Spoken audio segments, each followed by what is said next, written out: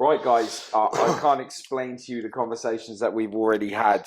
Today we have Michael Emmett. He's the author of Sins of Fathers. He will be explaining his journey.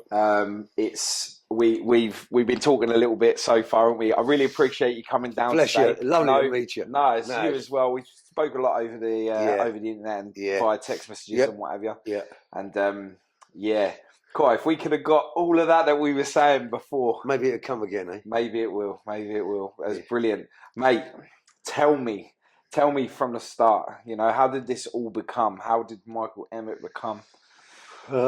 First of all, just like I say, it's lovely to meet Jamie and you, and thank you for the lovely cakes and coffee. I enjoyed that. Yeah, it's worth it. I'd get in trouble with my partner if she see the cakes I was eating.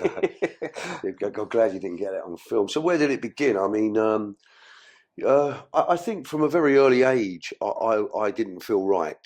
From a very young age, I'm talking about 4 or 5. I was at disease with myself, and there was always this sort of yin and yang Michael, very kind, very loving, but then very, very uncomfortable, very loud, very, very frightened, very vocal.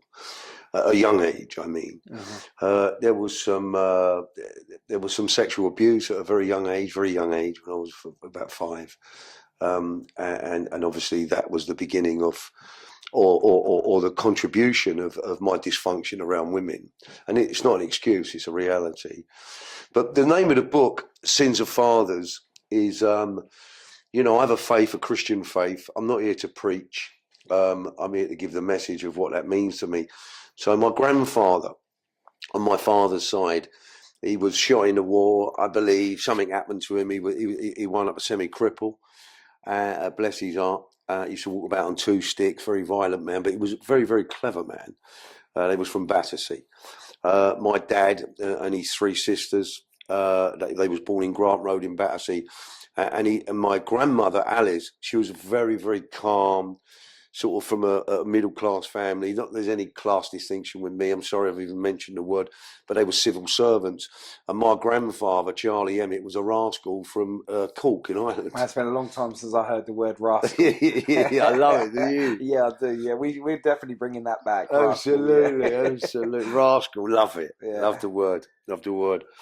Yeah, so that was my dad's life, and he grew up with a father who run the house with a stick. He never hit the kids, but it was always there, and there was that sort of that mixture of opposite that I think was impregnated into my grandfather. Whether it was because he wasn't well after the wound from the war, or whether he was born with this stuff. I believe he was born with this stuff, and my dad inherited it. He didn't choose it; he inherited it, and so did I. And it's a spirit. It's a spirit. I say it in the book. It's very angry, very resentful, quite cowardly, forced in a corner. It'll come for you.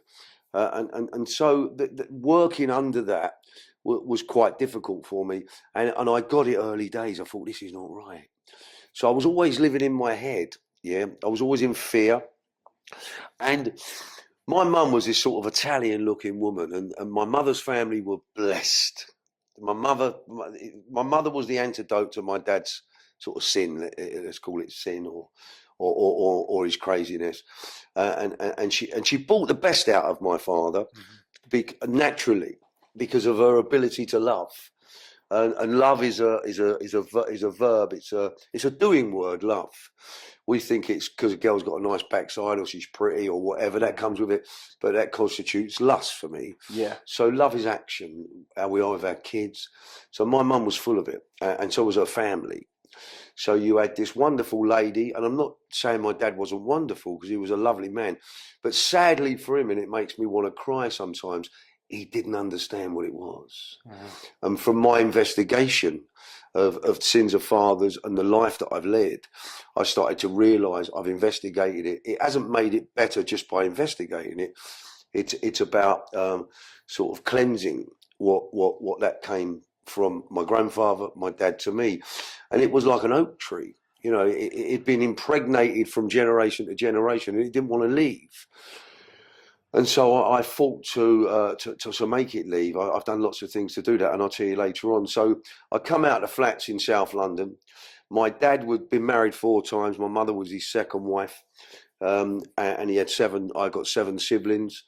2 tragically died, and then we moved down to Surrey.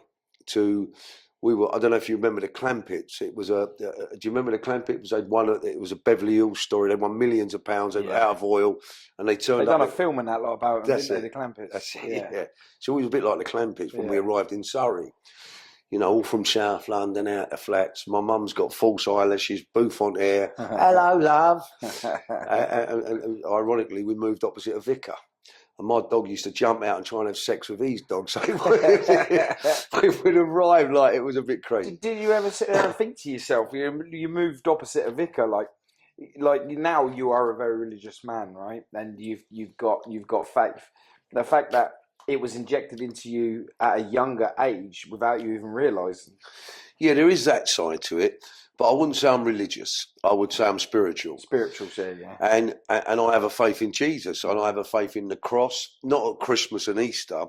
For me, my faith is based on before. I remember when Glenn Hoddle was the manager of England, and he said, "I've become a born-again Christian." I thought, "What have you done?" That's what I thought, because it was the world's opinion of it, the world's opinion of the church. Oh, it's a lovely building, and if it suits you. But no, it's gone beyond that, because I believe that there is a spirit of truth. It's love and holy and whatever it is, and I think it lives out of us, and I think it comes to reside in us when we open ourselves up to it. And then when I investigated Jesus, and I found him in a prison chaplain, and you know, I had a bit of not a reputation, but I was arrested for a huge amount of cannabis. Everyone thought my dad was a villain and I was his son. And all of a sudden you start talking about Jesus, it comes with a consequence. Yeah, but it hit me, it touched me. And then I investigated Jesus. And one of the things I found out about the Lord was when he was on the cross, and they go, "Oh, you got a cross around your neck, or your cross, or it's a symbol." But no. For me, was how tough he was.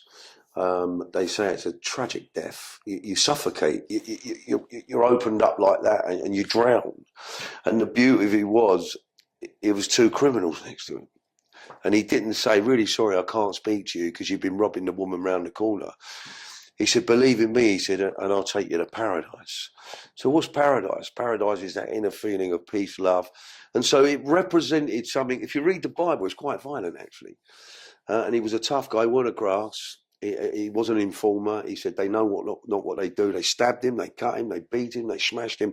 And he stood on in the belief of love and what it was for. So we can access that. So that's my faith. Mm-hmm. Yeah. So, and the vicar, and my grandmother was a staunch Catholic. Then that was very religious.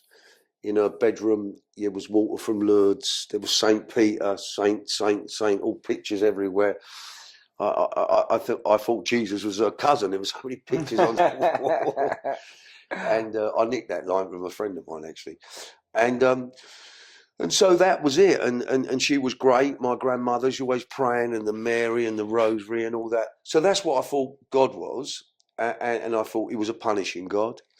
And it's not that. And I was quite a big drug smuggler, a cannabis smuggler. And I kid you not, I used to pray to get in home. Just get this one home and I'll never do it again. Well, I don't think those prayers got answered, but that was the sort of religious concept I had. So I didn't have any doubt that there was a God, because I'd believed it since I was a saucepan. And so that was the start of me, very young, very dysfunctional. And in New Malden, down in Surrey, it was strange. Going to a school where to raise your cap. My dad was quite notorious. I'd seen my dad make number plates in the garage. I'd seen him actively, actively violent twice, not to us, outside the family. And it frightened me. And it was quite naughty. And then he'd cry because I saw it. He could come and pick me up. He was crying his eyes out. And I didn't realise how poignant that moment was as I got older, that as much as he was doing that, he didn't really like what he was doing. Mm-hmm. Otherwise he wouldn't be crying, and he was sad. And that's one of the things that upsets me about my dad, because he didn't have the knowledge of truth. So he wore that dysfunction throughout his life, to be quite honest with you. And you know, when you, being a father myself, when your kids are growing up and they're visually seeing you as a certain person, just seeing something as traumatic as that, that a different side that you've never seen before, he I think he knew the impact that it would have had on the way that you viewed him. Yeah, no, that's very true. That's a good point. Yeah, and he was heartbroken. But the trauma is that word trauma is like a new buzzword, isn't it? Yeah. Mental health, traumas, because it's real. Yeah, and like you say, it's like the new word. You know, a lot of people do revert to saying, "Oh, I've got mental health. I've got mental health." It is real. Absolutely. Yeah, and if someone is crying out for help, it's really important that you open up your heart to them, because, like, if you don't, that's going to be with you if anything bad happens. You know, if they're reaching out, if someone with mental health is reaching out to you and they've picked you to open up to, grab it with both hands, because they're looking for you to help them. Amen to that. Amen to that, Paul.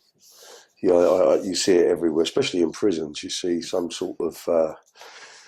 I think what it is, whoever we are and what we are, the word shame is something paramount in this world, and we learn. We're ashamed of ourselves. I was very ashamed, so we learn to pick masks up: pride, lust, greed, violence, drugs.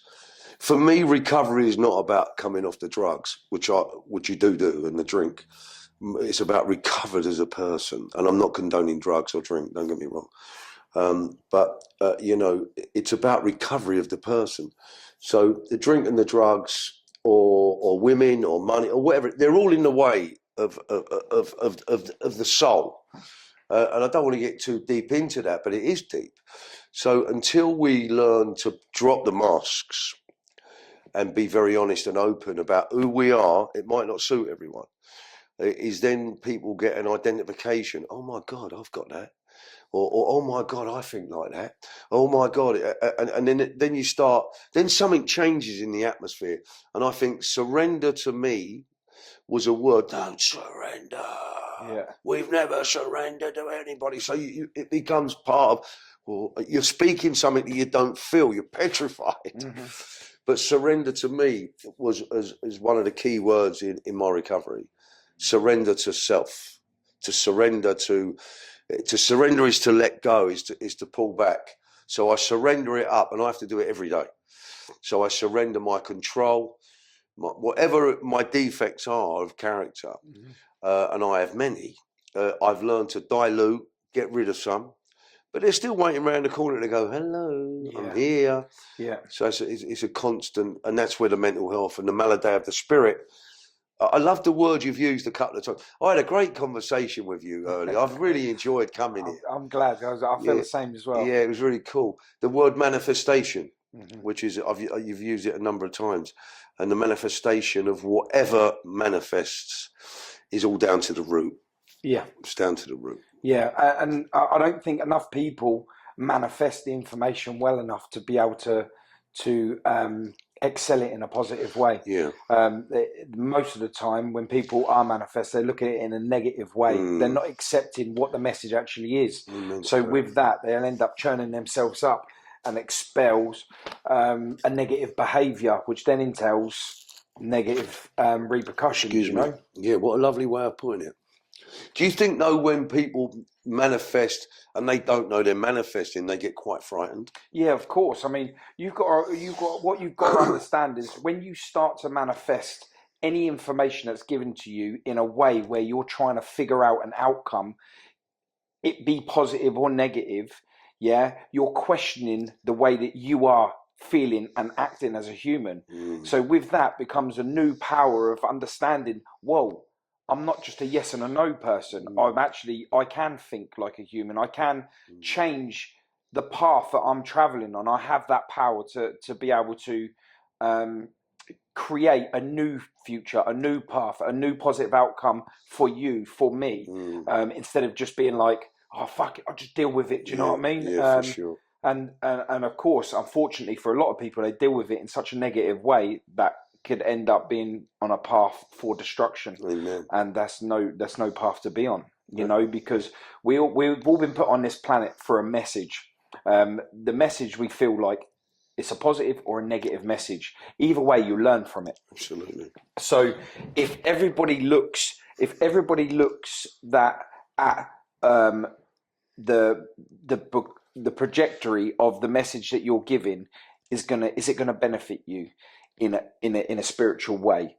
If so, then yes, put that message out there. Is it gonna damage you and cause you nothing but problems of you being able to manifest it in a negative way?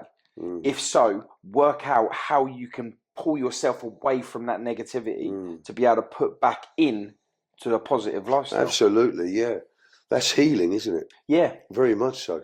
And it's so easy. It's so easy to heal once you start learning how to manage yourself and manifesting information, because that's the most important thing.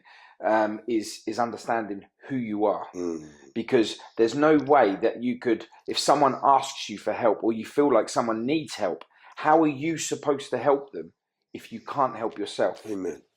So for me, what I had to learn was to like myself, which I struggled with. And once I began to like myself, I loved myself, and in a way that this was the temple, what I was given, this is what I live in. So let's be kind. And when I began to do that, and I still struggle with that, but I'm getting better at it. It enables me to be kind to everyone else. If I'm kind to me, I have a value, yeah. But from old behaviours and things that I've got up to, that value was very distorted, and I started to choose that's who I was, and I didn't like it. I didn't like who I was, but I knew it weren't my heart. Yeah, and that's with that information. Like so if you are managing your information and you are doing it for a reward, yeah. So when you're negative, your reward is a financial gain, right? When you're being positive and you're putting your positive out there, your reward is the feeling you get from that. Which one has a long-lasting effect on you? The second one. Exactly. So that's when you've got to stop learning that your happiness isn't a financial gain, because that's short-term power. Tell me about it. And I think that's where you understood the difference between Correct. Your happiness within yourself is because you started looking at it like it wasn't a financial gain. Absolutely. It's very wise what you say, because I can still play with that. Yeah. I still play with that. It's always knocking on the door, man. Absolutely. It's always knocking. I feel it too, you know. I feel like anyone could just take away my power, but I'm in control of my power, just like you're in control of you. And it's how you are managing that. Absolutely. That's a great message, son. Sorry, son, Paul. That's a great message. That's cool, Dad. No problem. I've got some lovely. Tracy's the mother of my children. She's termed in this podcast as the of Rock of Ages. And if there's one woman who I've stood on, trampled on, had volatile situations with. She's the most incredible lady. I've been very blessed with women in my life, and she was watching me do a podcast a little while ago, and she called me, and we're the best friends. We got 3 children and 7 grandchildren, 1 on the way, 8. We're best friends, and she's not really entitled to be my friend, really, the way I was with her, but she always see the heart in Michael, and she stood on for me. And she said, I've got to tell you, she likes to speak a bit posh, Tracy. She went, I've got to tell you, you can't keep calling people son. I said, why? She said, no, it's not nice, and put the phone down. So as I said that to you, her voice registered in my head, don't call him son. But Tracy, yeah, wonderful lady, mother of my children. She sounds lovely, mate. She's superb. She's absolutely superb. And yeah, I mean, where was we talking about the house in New Malden? Weren't we, the vicar? Yeah. So should we go back to that to get the story? Yeah. I mean, but I'm cool wherever you want to go. I like the way it's going. Yeah, no, Lovely. It's good because it just goes to show that the message that we have to put out there, we're on the same path. Amen. Absolutely. So Jesus being your auntie's cousin. Jesus being me, oh, you've got a good memory. Jesus was working with my grandmother's The cousin. grandmother's cousin. So anyway, we go down to New Malden, and I get taken to a school where you have to. When I was in my primary school, there was these two brothers, Martin and Robert Miles. Robert Miles became a top copper, actually, policeman. Anyway, Robert was this strapping lad, and Martin was a bit littler than me, and there was a few years difference. And he used to say, and I used to use the word ain't. I just come out of the flats in Stockwell. So I'm at this little school, this little funny little school in Surrey. And he come up to me and he said, it's not ain't, it's isn't. So I think I told him to F off as a kid, you know, fuck off. And we had a fight. I mean, it weren't really fights down there. It was like, and then his brother come up, big Robert Miles, and he smashed me, this kid. And he wound up being a copper. He got nicked, actually. I think I don't know what happened to him, but he got nicked. So that was my sort of introduction to this school. And I go home with a black guy, and the young man said, now he's trying to be a Surrey man. Yeah. So there was a lie. We was living a lie because we was pretending to be antique dealers. We was in sleepy New Malden. And in the subconscious, we knew it wasn't what they had. We created a football team down there, me and my dad. There was a number of policemen who lived down the road.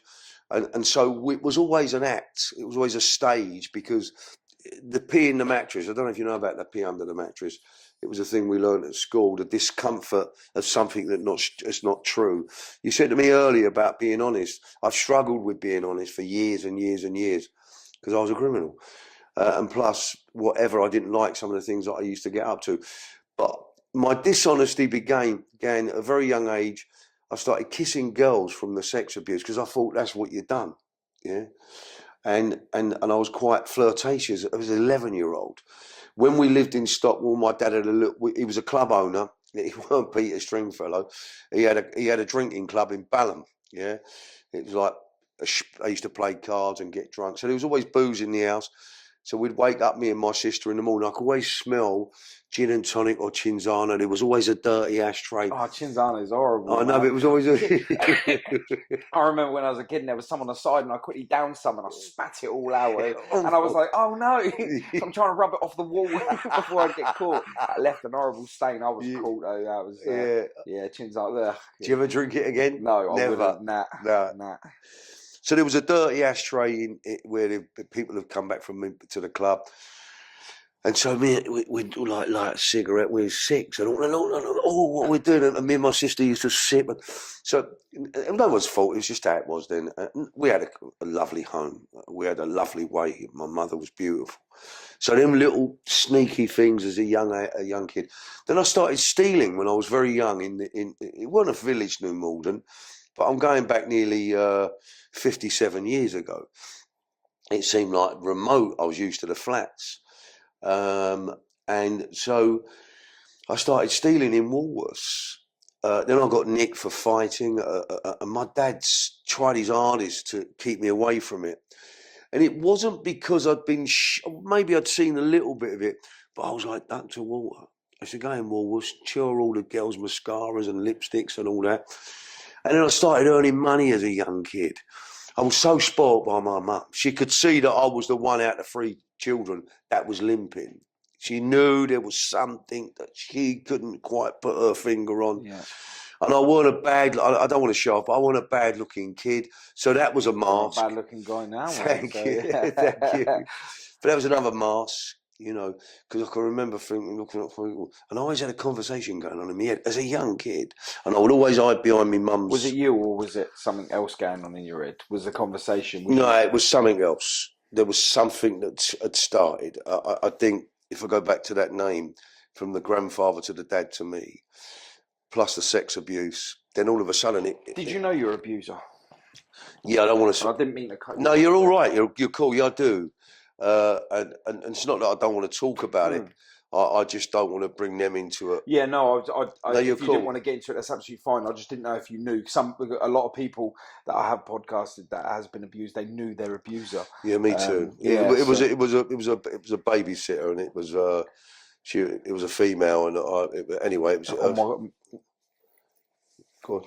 Same thing happened to me. Well, yeah, and it was sort of.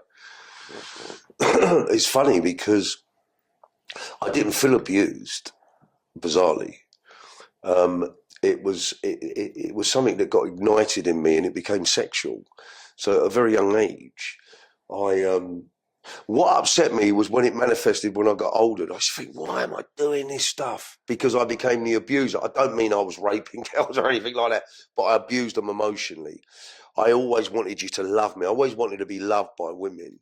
So the yin and yang in my life, I had the most wonderfulest mother who you could ever imagine. And so my opinion of women was also distorted because of mum's love and the abuse. And then the father thing. So I was running on. And it's really strange. This is why I admire children. When I think back, because I remember everything, I know what it felt like. Yeah, I know what it felt like. And when I think back, how I got through it without going off my head and having a breakdown or going into an institution is beyond me. So I know that there was something far greater than me taking care of me. And we think, well, why don't you take care of me? Just don't let it happen. Why do people suffer? It's the rule of the universe. It's the rule of the spiritual sort of stuff that goes on. Principalities, they call them. So I'm at New Malden. I'm at school, thieving, getting in trouble. And when I was about 14, I've got a wonderful uncle. God rest his soul, he died. He was on my mother's side, and he was a schizophrenic. Yeah, so I used to visit him for some unknown reason. I would always visit him with my mum, or take his cigarettes up there. I used to love going up to see him, and it was proper madhouses. Then I'm going back in the 60s, and I used to walk down this little thing with his shopping, and he'd come out. He was the most loveliest soul. So I saw how deep schizophrenia was. I watched it as a young kid I'm talking about, about from 10 upwards. So I started to think I had that, and I knew I never, because I see what schizophrenia was. So I had a dysfunctional malady, which affected my mind. I never went to get it medicated. I just acted out constantly. And I had this drive in me that if you wanted to come for me, I was going through a wall, or if the day was wrong, I was running. So it was always a conflict. Yeah.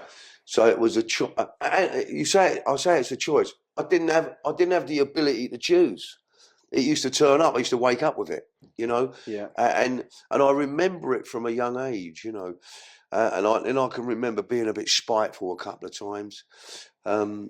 And so I went through schooling. I was at a good school.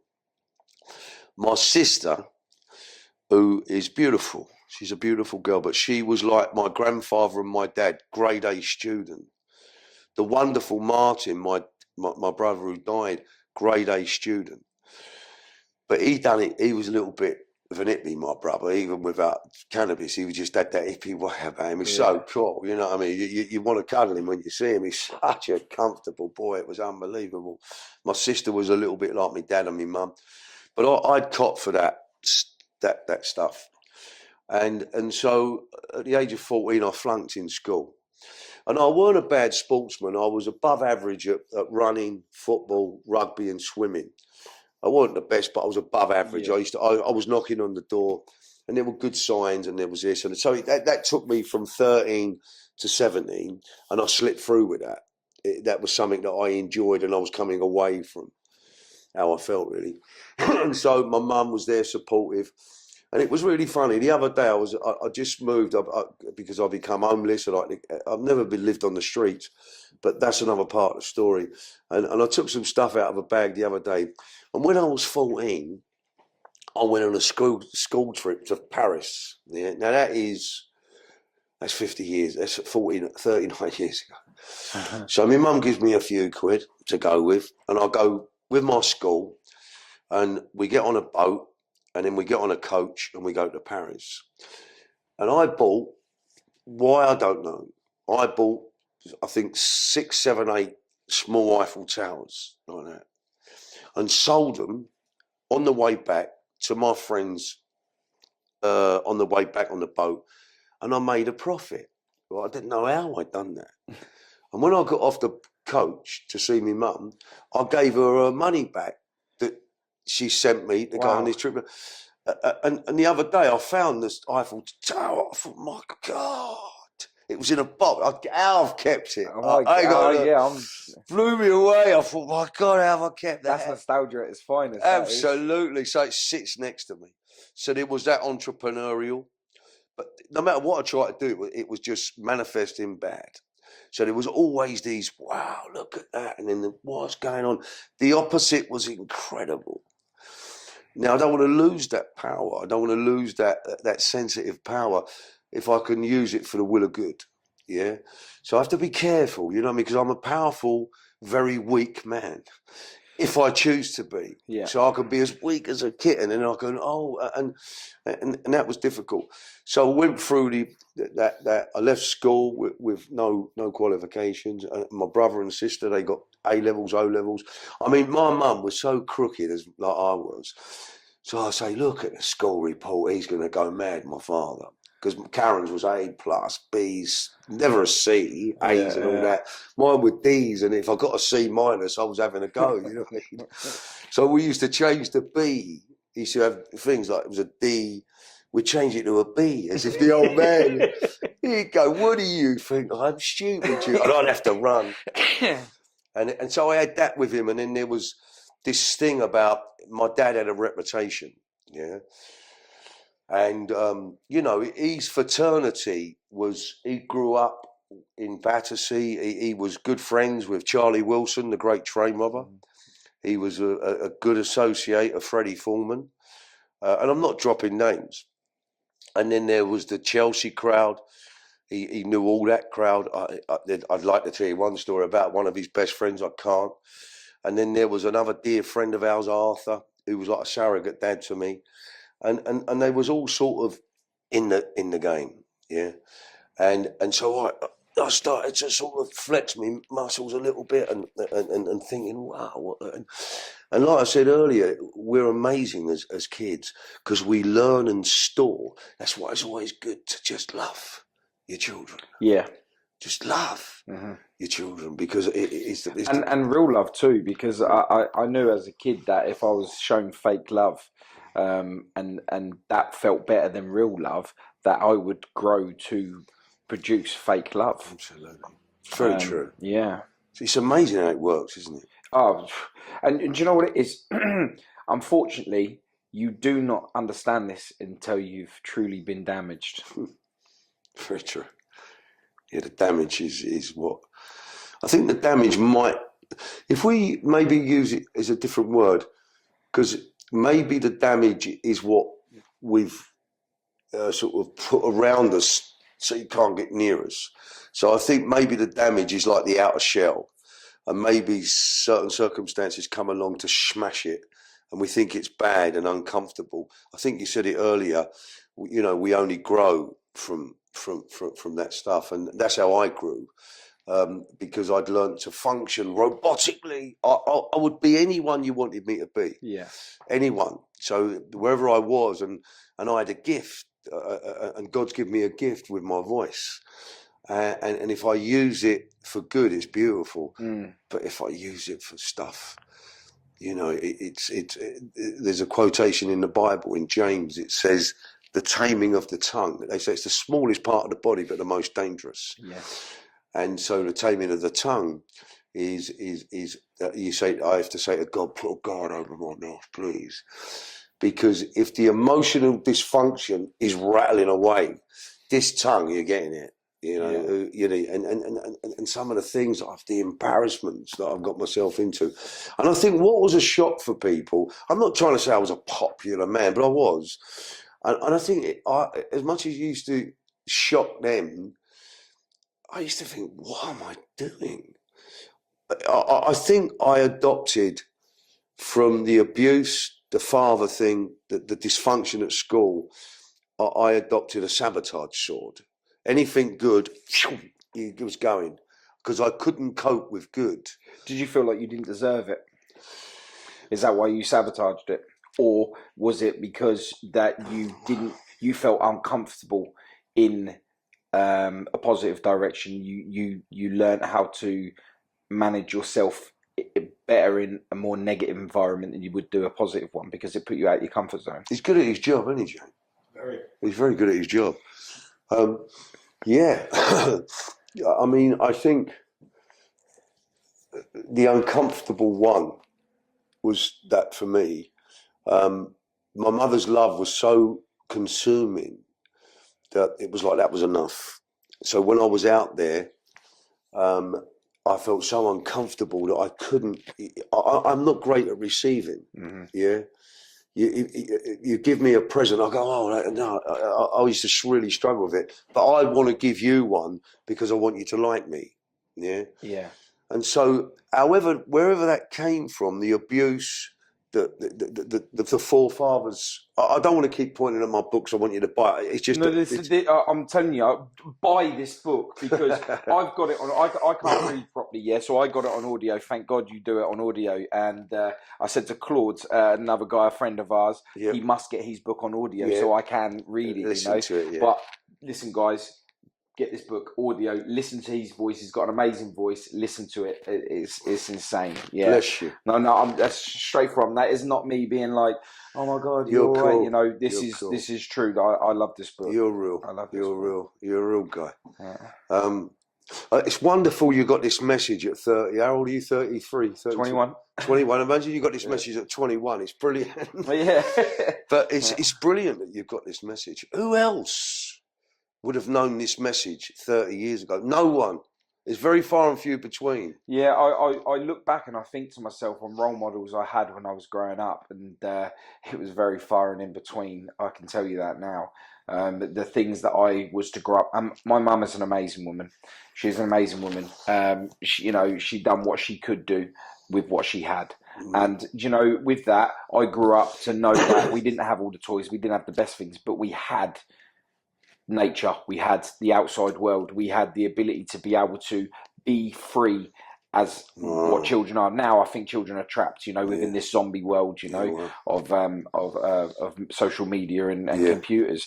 Even though it is bringing careers to these youngsters, but at the same time, they're not growing the way that they should do, and how we was when we was running the fields and just doing all of this. But my role models, my biggest role model was my brother. He was a bit wavy. He was a bit of a misfit, and but he was my role model. He taught me how to shave. He taught me everything that I needed to know how to be a man. And then as we got older and he got lost, I become the man that he looked to, and that was a real hard change for me. Yeah, because as he was losing himself and I was finding myself, he had some form of resentment, because he used to say to me that you should have what I've got and I should have what you've got, because I'm looking up to you and you're my younger brother. Yeah. So that was hard for me. Yeah. Because even though he didn't have a lot, his wisdom and his knowledge that he'd gained from all the past negativity is what shaped me. Well, thank God for your brother, 100%. Thank God for your brother.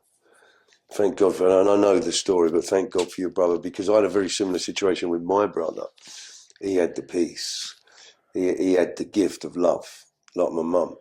And when I think back on what happened, although I was the wild child and I was getting out, getting money, and I'd look after him, his love was what I used to run to. If my brother was there, I was safe. Oh, bless his heart. And so that started to take place. And so the hiding game, sabotaging, and then I got involved with a little bit of fighting and violence, and I was at the yacht club when a guy died, Johnny Bindon. They accused of the murder. It was a sort of a gangster thing. I hate that word, gangster. It was a faces fight, and someone lost their life. I was there.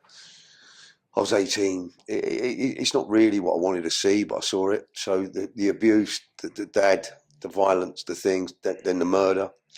I didn't witness the murder, but funny. It was off everywhere, and and that was sort of, and I excelled in the ability to control and I was about myself.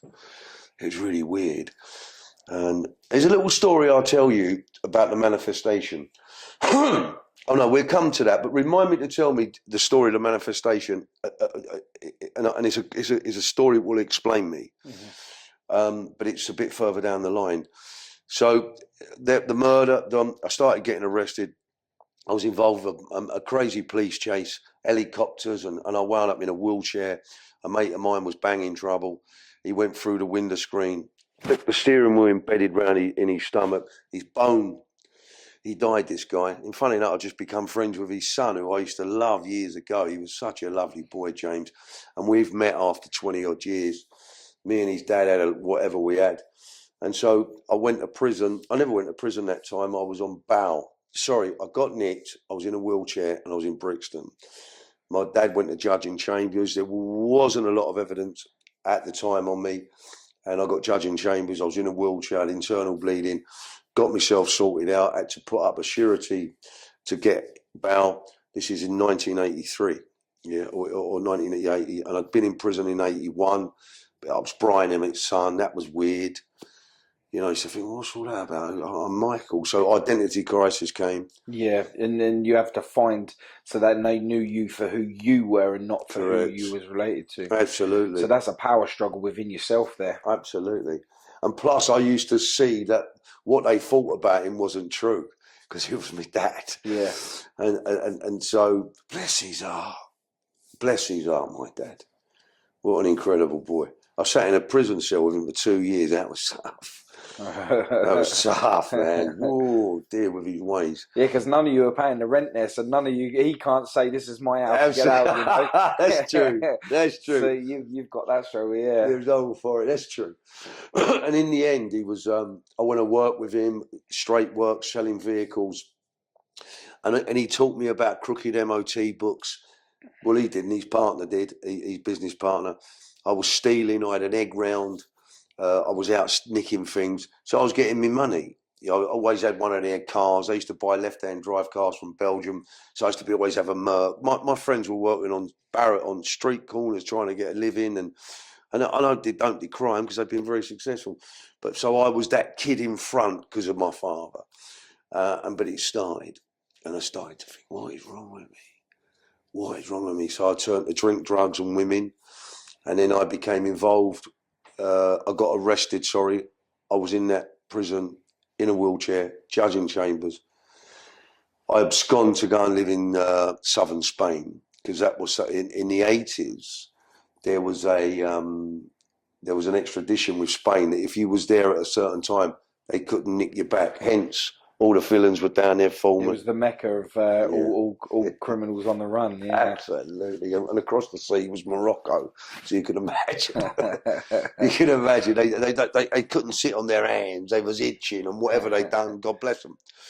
And when you get a group of criminals old school, then I'm not knocking any criminals today, but they was. They don't make them now like they used to. Creme de la creme.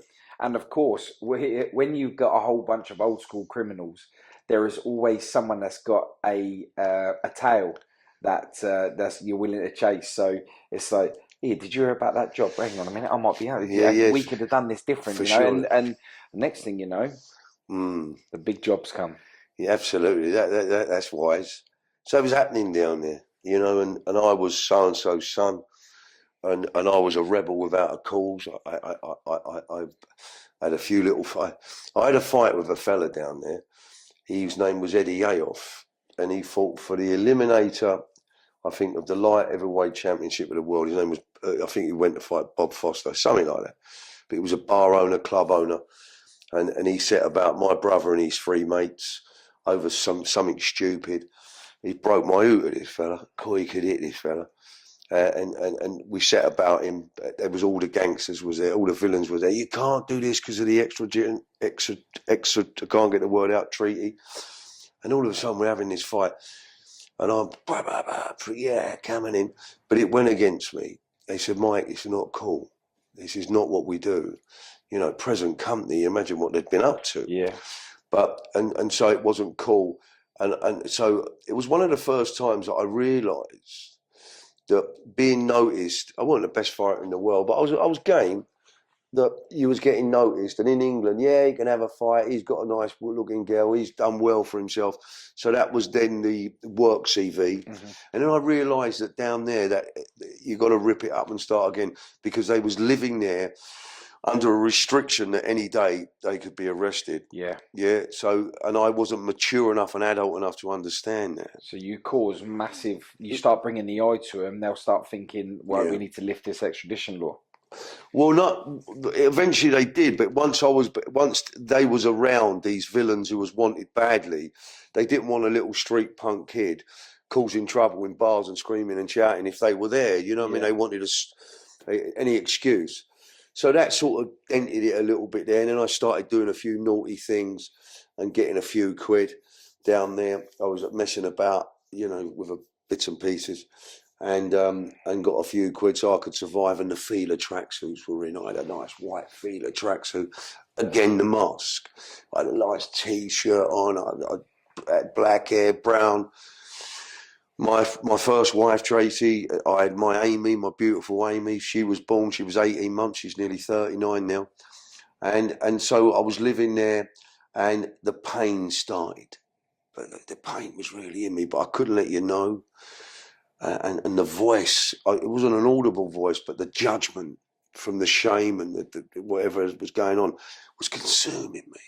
Drink, drugs became the antidote for that, and women, and then this is what I think was the manifestation of the trauma child. I won't go on about it, but whatever got me to that place, the consequences was dire, and it was the death of my brother.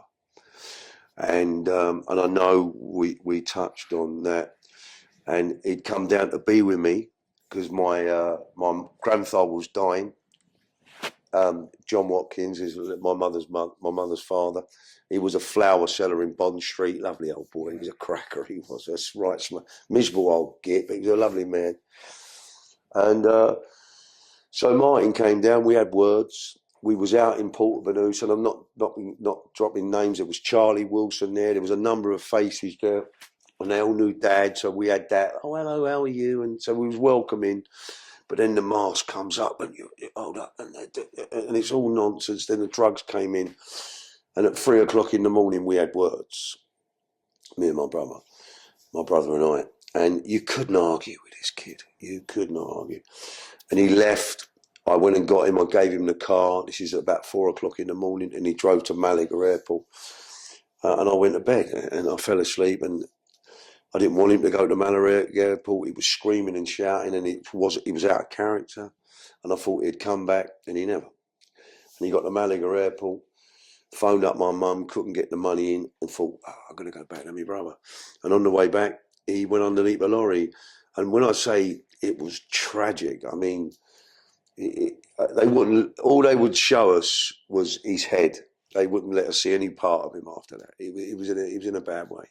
His girlfriend was 3 months pregnant, and that was me gone then. My grandfather died 2 days later. So my mother, and this is not a sob story, but this is the manifestation of the madness. And there's no free lunches. There's no free lunches. And what goes on up there goes on up there. And and you sometimes wonder why. But I wonder if up there is once you get there, you don't want to come back here. I don't know. I don't know.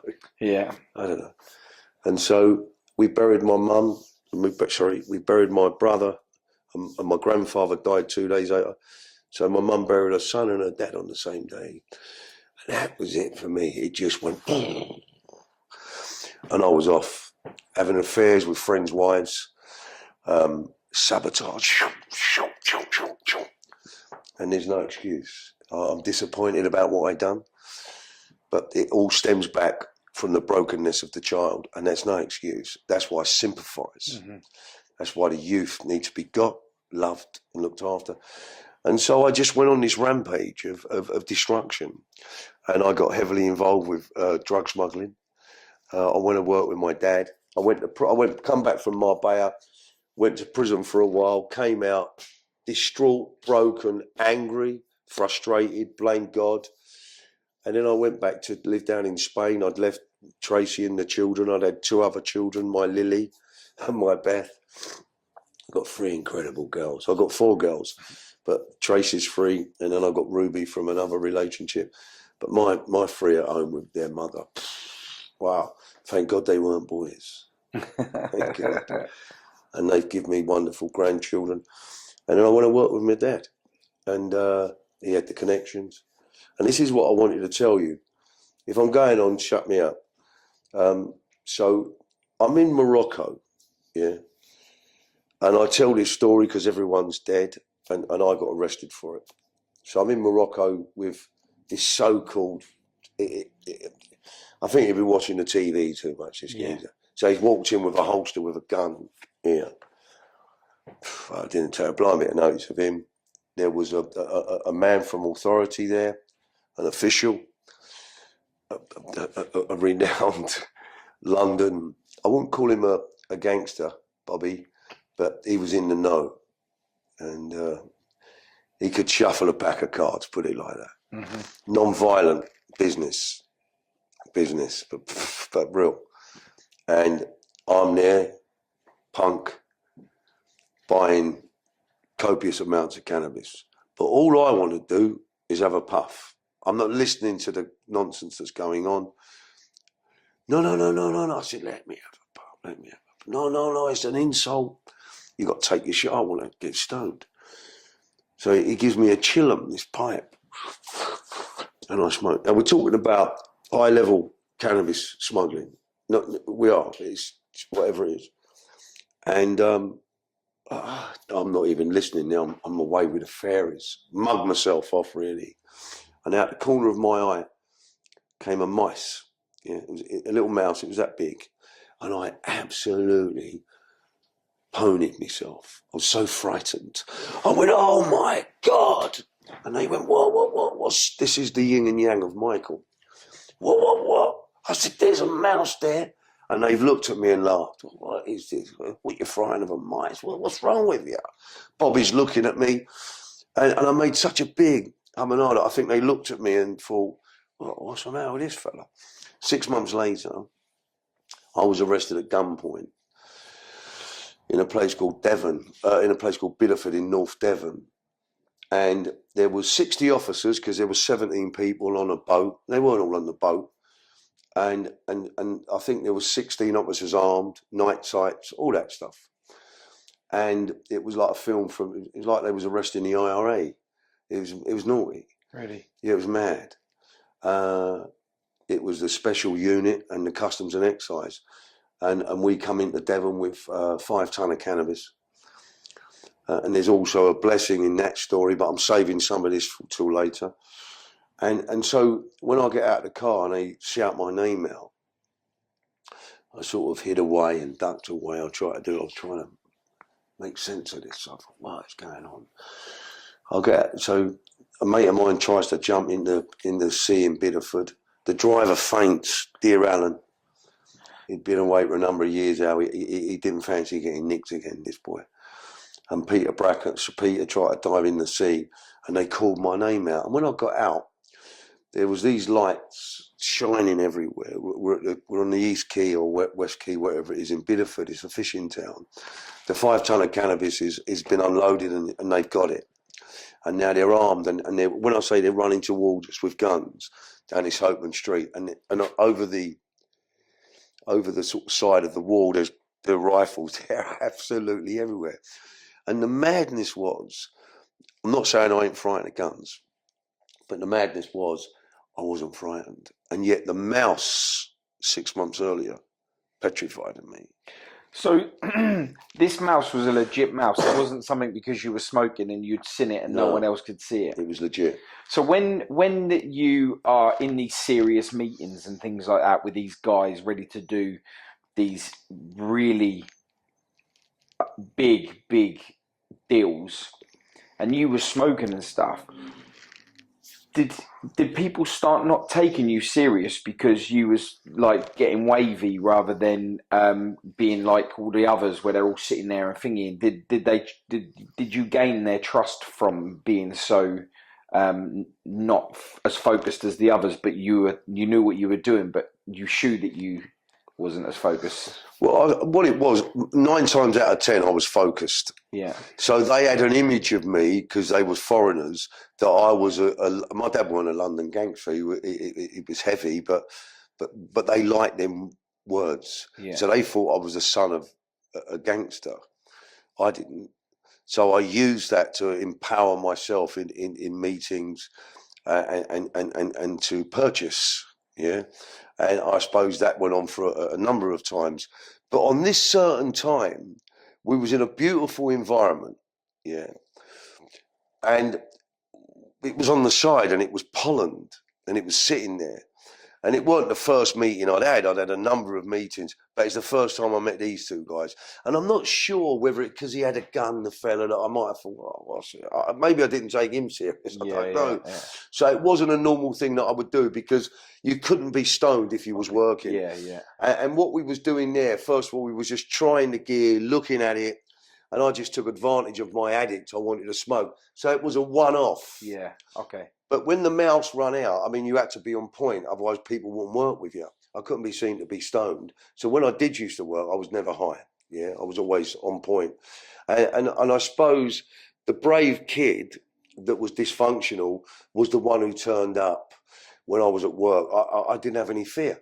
Yeah. And yet a little Mike, oh my God, what's that? So although it was embarrassing, it was quite funny as well, because they looked at me. So that may have put a question mark over me, but it was soon washed away because of the involvement, the amount of work we was doing, and people wanted to work with you, you know.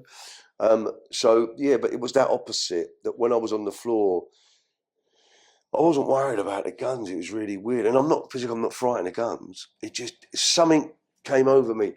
It was the yin and yang. The fear, I'm frightened. I don't give a monkeys. So I lived that. And I hope this is making sense. But when I was arrested and I was on my backside, they give me a bit of stick. And I remember it was November the 7th. And I was looking up at the sky like that. And the adrenaline was on me. Yeah. And then I was looking, it was a really blissful night, and I was watching the clouds fly across the moon. And then reality set in, and the first things I thought about was my 3 children. And I started to weep. I'm laying on the floor, there's all guns around me, and there's tears. And I think it shocked them. I was definitely not frightened of them, or they'd seen that. Sorry, that might be my pride talking. But it was the emotional, my kids, my girls. I wasn't at home. I was living with another woman. I wasn't loyal to their mother. But that didn't mean to say I didn't adore them 3 kids. I just wasn't well enough to, maybe in a way, me being out of their lives the way I was, might have been beneficial, because I was unwell. I was unwell. Sometimes, as painful as it is, you need to step back from being able to show them the hatred that you could bring in their life towards you, by stepping back and hoping that later on they can understand the reasons why you did what you did. Which has allowed you to be able to have the relationship you have with them now. Amen. That's exactly true. So they've seen the difference in me. It's been a hard shout for me to change. But today, I think my relationship with my girls today has a massive contribution to the grandchildren that they've given me. Because my children, I wasn't super wealthy, but I had what I needed, more than that. So I had nice homes and cars and this and that. So because of my guilt and shame, when they used to come from their mothers to see me, I lived in London, I would give them money to go down the King's Road and buy it. Like, I'd give them a lot of money, and it was a gift of shame, you know, that I wasn't there to love them. And I remember when my firstborn Amy was given to me in a hospital, maternity hospital in Hammersmith, I was overwhelmed with the love that I had for this child. And I wanted that to exist constantly. And it wasn't because of who she was that I could look at and touch that made me love her. It was because she was my daughter and I loved her spiritually, but I couldn't maintain it. The head used to get in the way, the addictions would get in the way, and I'd be off with drug smuggling, using drugs, or being with other women. And so I bought their friendship. Yeah, I bought their, oh, daddy's bought us this and daddy's taken us there. And so it was another mask. It all got broken down. And the breakage was very uncomfortable for them because they'd been used to me buying them a Mercedes car on their 21st birthday. And I couldn't even, at one stage, I couldn't even afford an Oyster card. So they see the breaking, and it was painful when you mentioned it out there. But the way to break it, you cut to the root. Yeah. Cut to the root, then the new manifestation of growth can come. So we're in that period at the moment. But the gift is my grandchildren because I love them unconditionally. I don't have to make it up. I didn't have no money to do things with my grandchildren. So, excuse me, I had to take them to the swings like normal people do. I had to take them on buses and trains like normal people do. And there's a bond. They call me Pappy. I'm a popular grandparent with them all. And they range from 14 down to 2. And I got one on the way. And I kid you not. The unconditional love that I have for these children was a massive part of my healing. Well, it's your second chance to make it right. And I think that's the benefit that we get from life, especially new life, is we get another chance to start over the way it should have been done in the first place. Amen. New life, I like that. That's lovely, isn't it? Well, it's with our children, especially if we have our children young, they're growing up in the midst of you finding yourself. So they will be damaged with the you that's not true to yourself, plus them, what they're trying to find out who they are. So then once we truly find ourselves and our generation, our next generation, then has the next generation, that's our chance to show them what we should have been doing in the first place. Amen. Wow. That's gold dust, that. Yeah. And I was thinking from when you said about the mouse causing you discomfort within your thoughts and then the guns didn't, do you think that the reason why that was is because the mouse was there to show you that you are only human? Could be. There's been a few analogies of it, so that's nice. I quite like that. Maybe it was a gift of love to understand who I really am, and I think God works in mysterious ways. But that's one I'm going to think about because I like that. Yeah, like I think like when you're living your masked life, you've set yourself up to not have something as random as a mouse come into your life at that given point. Do you understand? So you already know that at some point armed police were coming. So the fear was not there because you've already worked that out in your head that that's going to be inevitable. But the inevitability of a mouse walking in at the time you're there is like, wow. Yeah. You know, so it froze you. So it took you cleanly out of your comfort zone. Very much so. Which allowed you to be able to open your eyes up to a new feeling, and that was fear. Yeah, that makes sense. How do you work all this stuff out? I don't know, you know. I've always known I'm deep. I'm very deep the way that I think, and I think fast. So when someone gives me information, I can manage it very, very fast in my head, 3 or 4 different variations of it. I find the one that settles nicer with me, and that helps me be more pure when it comes to giving my message. And that's the one I roll with. There is many ways that I can figure things out. It's just I will work my energy as positive as possible to the person I'm talking to. So the message that we both put out there is greater. So for me to be able to do that, I'm absorbing your information and I'm creating positive karma from that to try and work it out. A lot of the time, I end up saying things that someone's not heard before, i.e. if they've spoke to counsellors or anything like that, they have their analogy of information that they put out there through what they read in a book. Me, I like to take that from the knowledge that I have seen and heard and feel that that's the right information and not something I've read. That's a great way. And I'm not saying I'm similar, but there are similar traits because that's how I work when I'm working with a few people that I work with who I help.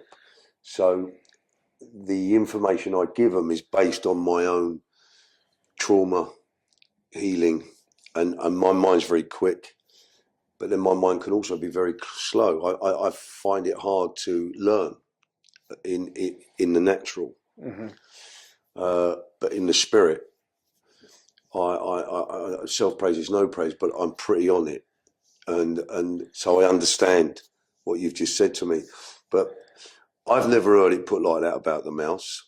But I think, and I'll think about what you said. But what I do think is, as we begin to, we have to change the narrative. Yeah. So there's certain situations where someone's moaning and groaning, oh, this and that, and I think when I've been taught, well, hold on a minute, let's look at what it really is, not what we think it is. Like, my wife's left me, or that's pretty dramatic. But I wonder, is it sometimes a separation of two people sometimes could be for the purpose of good, yeah, to get rid of toxics, to get rid of dysfunctions, control, like you said about your one of your family earlier, you need to step back. Because when we engage with dysfunction, all of a sudden we get entangled with it. And so what I've learned is to try and change the meaning of what that person thinks. The obvious is, I'm only saying a breakup because there's something going on in a friend of mine's life at the moment, and all he can see is the breakup. He can't see the goodness in it. Yeah. It's selfish, he's hurt, I want my wife back. And I get it. Yeah. But we've been trying to work with him to say, well, maybe she might not know why she's done it, but maybe something has forced her to do it, so you spend the rest of her life with her, because there's something here that needs to change. And he knows it, and he's seen it, and he's owned it. And so that's what I've started to learn. Let's not look at the emotional side of so many things. I mean, I don't want to talk about you personally, but I heard you on the phone speaking to a relation of yours this morning when we was coming here. And I thought, my God, isn't he cool? You reacted in a very, very, very cool, productive way. It was full of love. And so there again, it goes back to the attraction rather than the promotion. So when we begin to take this stuff on board, you know, and we can give a message to help other people, what's nice for us is we begin to find our peace and our own equilibrium. And that's what my quest is for myself. And as soon as I sat in the car with you, and I don't want to be over spiritual, or when I first spoke to you, your message is attractive. It really is, and it's like a nice blow in the wind, rather than it being Yeah. If you know what I mean. Have I explained that okay? Yeah, no, yeah, absolutely, absolutely. And you know, like the phone call that I got, my missus was she wasn't feeling very well, and you heard that from her, and she was distraught, crying, upset because her head's hurting. And if I went in it like some people do, like, you know, I'm busy, I'm with someone at the minute. Do you know what I mean? There's something that you can't get back in life, and I always say this: it's time. And if someone is willing to give you their time by consoling themselves in you in a warm nature, and you don't have the time to give back to them, you don't deserve their time. Amen. So it's very important that just 5 seconds, 10 seconds, an hour that you give to someone is an energy and time that you are willing to give is very important, because the impact that it makes on the other person will come back to you tenfold. Okay, that's fantastic. But what about learning the ability to be like that? That's even harder, because, again, the hardest thing to do in life is to find who you are and what you're about. Yeah, and that's something that's a learning curve every day. because every day you wake up, you do something more positive, you become a new person. Yeah. So it's accepting the new you, the journey, the peace that you have to create within yourself. And the only way that you can do that is by accepting the damage, turning that into a positive message, and expelling that in every way, shape or form, whether it be a handshake, whether it be some change to a homeless person, or whether it be you taking people to the top with you. Yeah, because you can change someone's life in so many ways, and it could be as easy as to say hello or go away. You understand? So if go away is a negative, remember that's coming back to you. Because when you need someone and they tell you to go away, know that you deserve that. And then understand how you're going to manage that information. Because if someone tells you to go away when you need them and you punch them in the face, best believe that's coming back to you as well. Because the only thing that you've done is created, again, a negative in your life. You've accepted that. Well, you imagine if everyone accepted or expelled positive attitude, everyone accepted that, and they excelled all the negative. Can you imagine a world that we'd live in? It'd be beautiful. It'd go back to the way it used to be when you was younger, when our parents were younger. We'd go out of the house, and if the next door neighbour would help cut your garden, and you wouldn't even have to ask nothing. You know the please and the thank yous, the door holding open, just all of it. If it's raining, you're holding an umbrella. You'd give it to the person that needed it more than you. Because why does everyone run from rain? That is a gift. Yeah. Why would you hide from that? Close your eyes, open yourself up to the sky, and just accept that, because it feels amazing. You understand? Yeah, I do. Yeah. But we don't. We hide our way from the beauty of what the world offers us.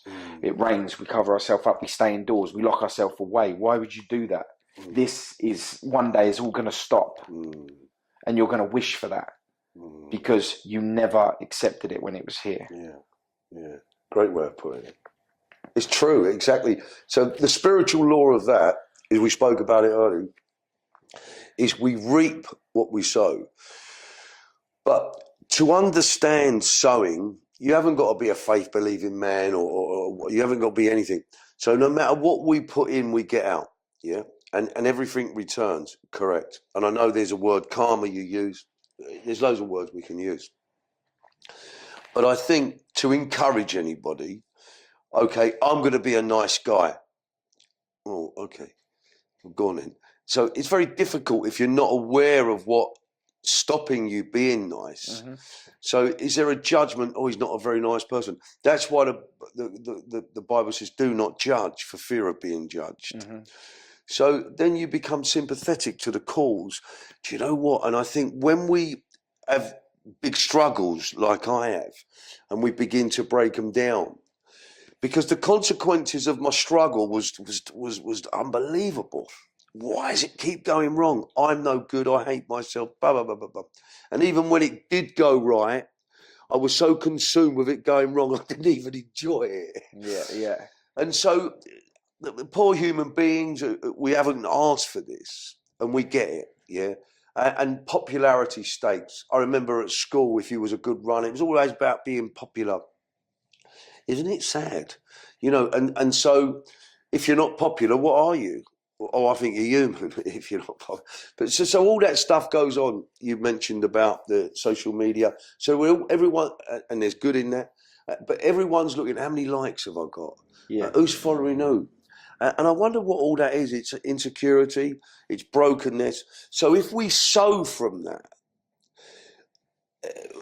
we reap back badness. So we think, why? Because I don't want to be like that. Just for people listening. So it's all about, and you mentioned it a minute ago, about changing oneself. So how do we change oneself? Do we go through so much pain and heartache that we're sick and tired of being sick and tired? But then what do we do? The quest is to search, and I don't want to get biblical on you, which I keep saying. No, it's fascinating. I like to talk this way. So yeah. So, I know you do, and that's why I like to listen to you. I'd like to interview him, Jamie. Whenever you need me, Yeah, I'm here. that's cool. What a sweetheart, isn't he? What a sweetheart. So not understanding the spiritual law, the reaping and the sowing. Because if we sow bad and we don't care, then whatever happens, happens.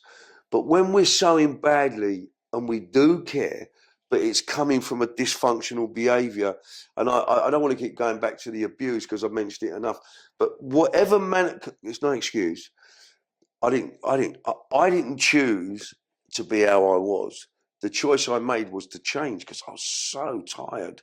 I was so upset, but I couldn't let you see that. So I'd put another mask on. Now that mask would take me so far away from the reality of Michael, and it looked good and it sounded good, but eventually it wore itself out because it wasn't real. And then I start sowing from there. I need more money.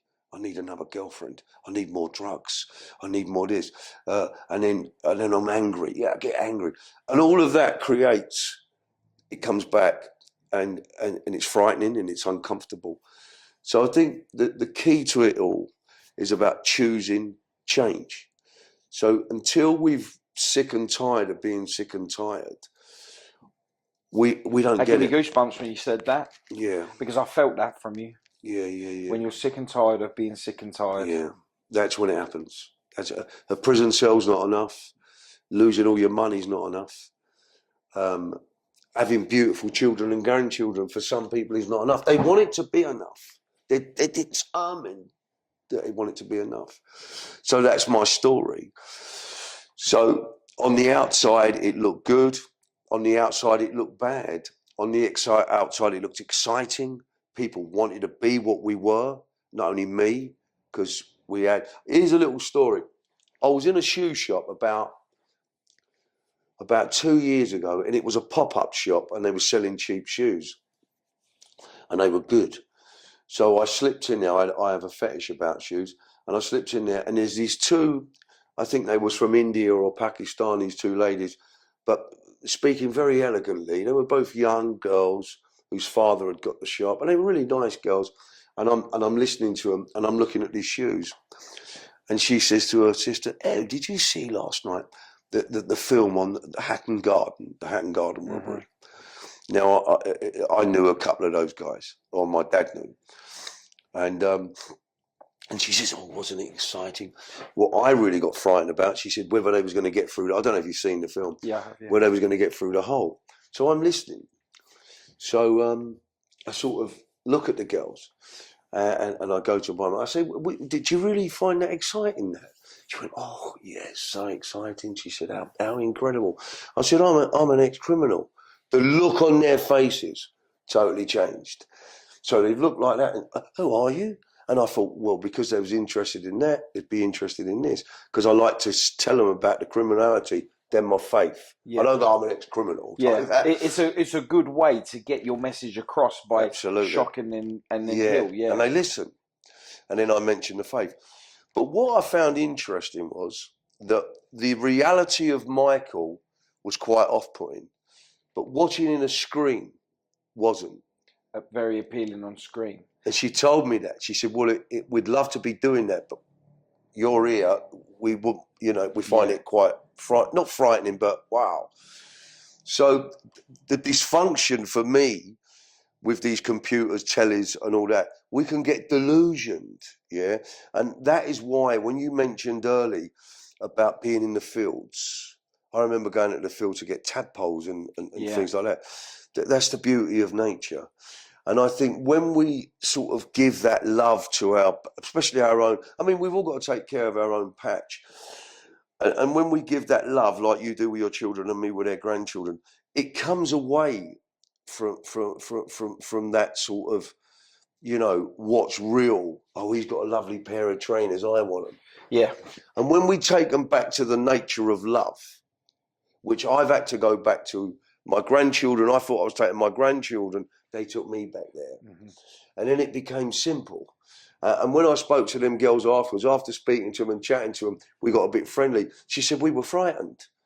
I said, what was you frightened? This is in the shop. She said, that you was actually a criminal. So it's not a reality. And I think that's what this world is. They're all masks for us to pick up. Mm-hmm. Fashion. There's nothing wrong with fashion. Yeah. It's it's being identified. And until we get away from it all and we go back to the source of Mother Earth, let's just call it, that's when the healing being starts. identified as a being rather than an object. Absolutely. And I think that's with mental health issues. We're taught. I think there's a lot of healing around mental health. If you've got the cojones, the balls to say, do you know what? I've had enough. Yeah. And I don't need medication. And a change can happen. No, 100%. I'm here to testify. Yeah, and you're a true living story of that. And it can change. And go on. I used to be such an angry person. I can see it. I used to be so angry, and I was powerful with my anger. I can see well, that. You know, but you don't abuse it. Yeah, and do you know what it was? It was again falling back to having to find who I was to be able to accept what I've done and try and change the narrative of the way that I was directing myself or projecting myself. Have you forgiven yourself? It's not that I haven't forgiven myself. It's just that I know that my journey is pure now. So I can't forgive myself for the damage that I've caused to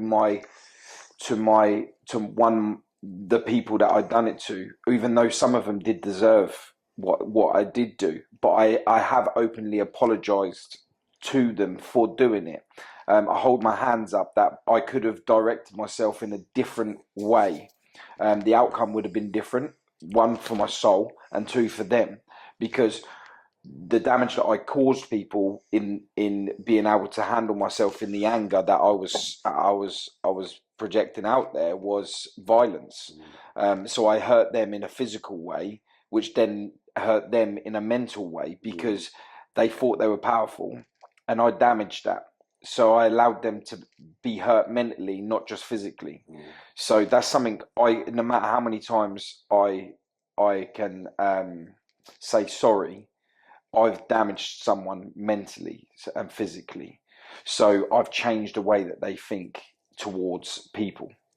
And that's hard because they've then got to find themselves again. But do you think you've made your amends to life by changing?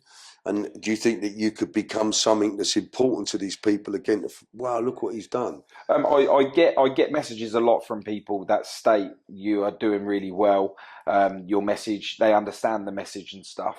I don't think that I could ever sit there any given day and say, do you know what?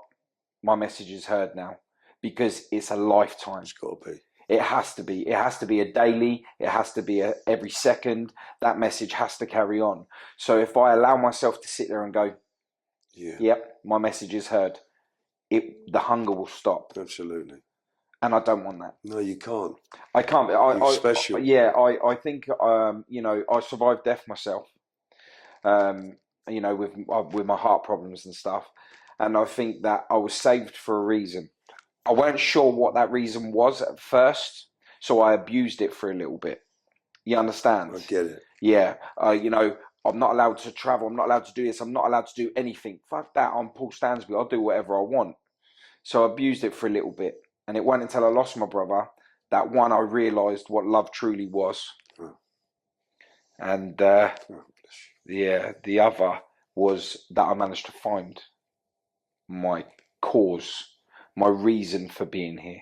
Had you started your recovery prior to your brother dying? I haven't even attempted recovery. No, I'm just saying the recovery of your life. No. You wanted to change, you wanted to do things. When did that begin?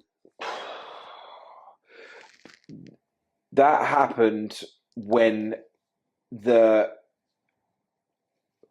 lost my brother, I only wanted what I knew, and that was redemption for my brother, which caused me to be someone who I was very comfortable with being, and that was the reaper of all souls. I had to stand tall and be there and show my brother that I have to make amends for what they've done, or I have my family look on me as the protector.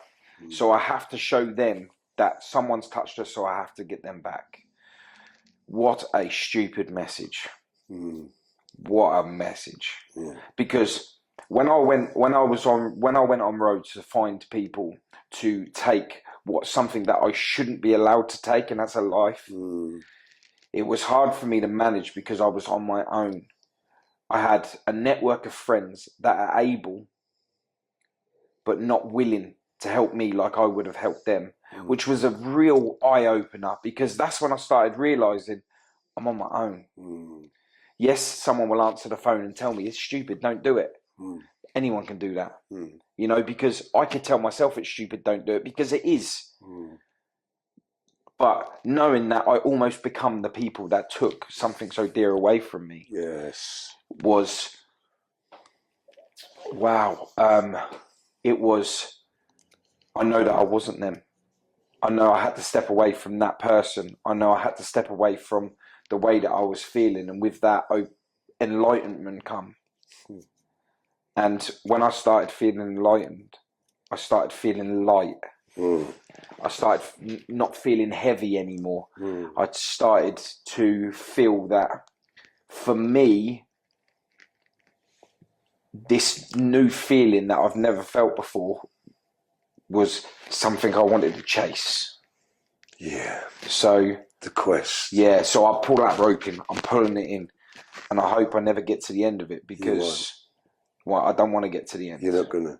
But I'll carry on pulling that rope. Keep pulling it. Keep pulling I'll it. get there. You got a wonderful message. Yeah. I just want to say something to you, is just back to the reaping and sowing, from the girls in the shop to what happened to me. So prior to that, because this is what was my light bulb moment. Yours was what you just explained, I believe. But they say that many are called, but few are chosen. Yeah. So whatever we're chosen for, and I think we're all have the ability, but it's uncomfortable, it's frightening, it's sleepless nights. For me, it was poverty. So when I came out of prison, I was very fortunate. We began a course in prison called Alpha in Prisons, which is an introduction to Christianity, and it went round the world. And this is the lesson I learnt from something that grew big through the power of the word, and that was Alpha in Prisons. And when I say it went round the world, I didn't take it round the world, but I saw something happened in a prison that was about timing, love, and when it took off, it didn't take off by the effort of man. And I watched it grow, and I thought, what's this? It was happening. It was bouncing. People were receiving something that was far greater than us, and it had nothing to do with me. But I just feel that I was there at the right time, and I was chosen for an instrument, and I didn't have a clue. I wasn't looking for Christianity, and so it was hard in the prisons because I wasn't anything special, but I was known. What's he doing it for his parole? Mm-hmm. And I weren't, because the pain that I was in, that no one could see directly, but the manifestation started going, hold up a minute. And people who love me, and some of them don't speak to me today because of the carnage, but whatever's meant to come back will come back. So I knew lots of people, but they saw the mask. They sometimes got a glimpse of, hey, what's the matter with you, Michael? But I was out there, and if the fires were burning, I'd liven it up with a criminal move, or remember I had the access to that through my dad. So there was money, big cars, all that stuff. My dad wasn't into that. He used to live in a little village in Surrey, and he used to go to boot sales every day. And I would say in the late 80s and early 90s that him and his partner, there was a guy called Joe Pyle, and I'm not name dropping, but him and my dad through the 80s, they were quite big in the, and they're both dead. Otherwise, trust me, I wouldn't say it. And so there was that access to, wow, meeting people from America. I heard stories that they went out and met the 5 families. And I'm not name dropping. There's one thing I don't want to do is name drop. Yeah.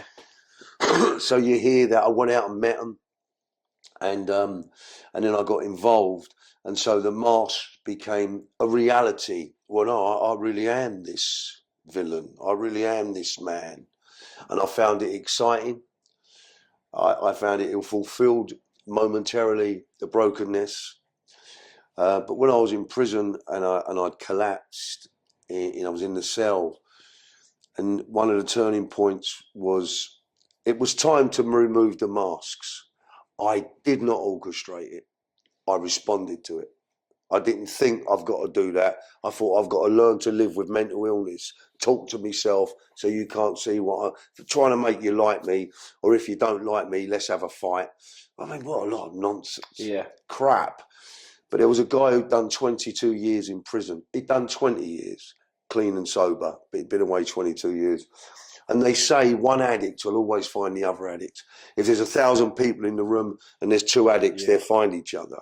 So I understand addiction, not because I've read about it, because I've had it, and I still have it. Yeah. So it's obsession, compulsive, controlling, because we don't like ourselves. So once we start to dig out that stuff, we start to like ourselves. The energy of the addict, if used properly, can transmit messages like this. Yeah. Yeah. So it's an inside job. It's like breaking down and rebuilding. Hence, they say being born again. Yeah. Whether we won't use that phrase at the moment, but it is like being born again. So the miracle of birth, of children being born, it's heavenly for 9 months for a child to be in the mother's womb. And this is the miracle of what I believe in. So they don't have to talk, don't have to do anything. They grow from 2 people who are making love to each other. So again, the beauty of the love making is a child, or dysfunction, dishonest, heartbreak, but it's still the same act. Mm-hmm. So that's why I believe that we have a goodness and we have a badness, but the badness comes as a counterfeit. It tries to look good. Hence, at the beginning of the Bible, don't eat the apple. Eve says the apple looks, that looks lovely, that apple. Yeah. It looks a beauty. Go on, son, get in there. Oh, disaster. So disaster comes looking pretty. Yeah. So with all that was going on for me, when I go back to the child being born, how does a child know? It's sitting inside its mother's womb in complete harmony. Doesn't have to do anything. And it gets life from its mother. I mean, how does that work? I don't know. And then we bless the women. We bless the women. We bless the mothers. We bless the mothers. And then the child fix itself through the channel of birth. I mean, how does it do that? Yeah, it blows my mind.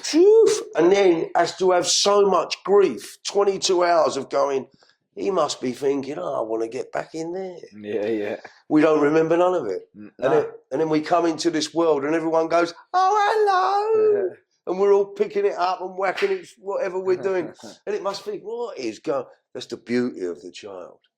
It only reacts, goes, shut up crying. Imagine what he must be thinking, drop me out. I just had a cracking night mood in there. Do you know what I mean? And then life begins. So when I was in that prison cell and I'd had my life, what you've sort of heard, I've tried to explain today. I've made it. It was different talking to you, Paul. It's been wonderful. And so I'm sitting there, and the guy who'd done 22 years said to me, Michael, there's only one person who you've got to get on with in this prison. Well, who's that then, you know? And he said, it's yourself. It was 22 years in prison, 20 years sober, so he'd worked his program.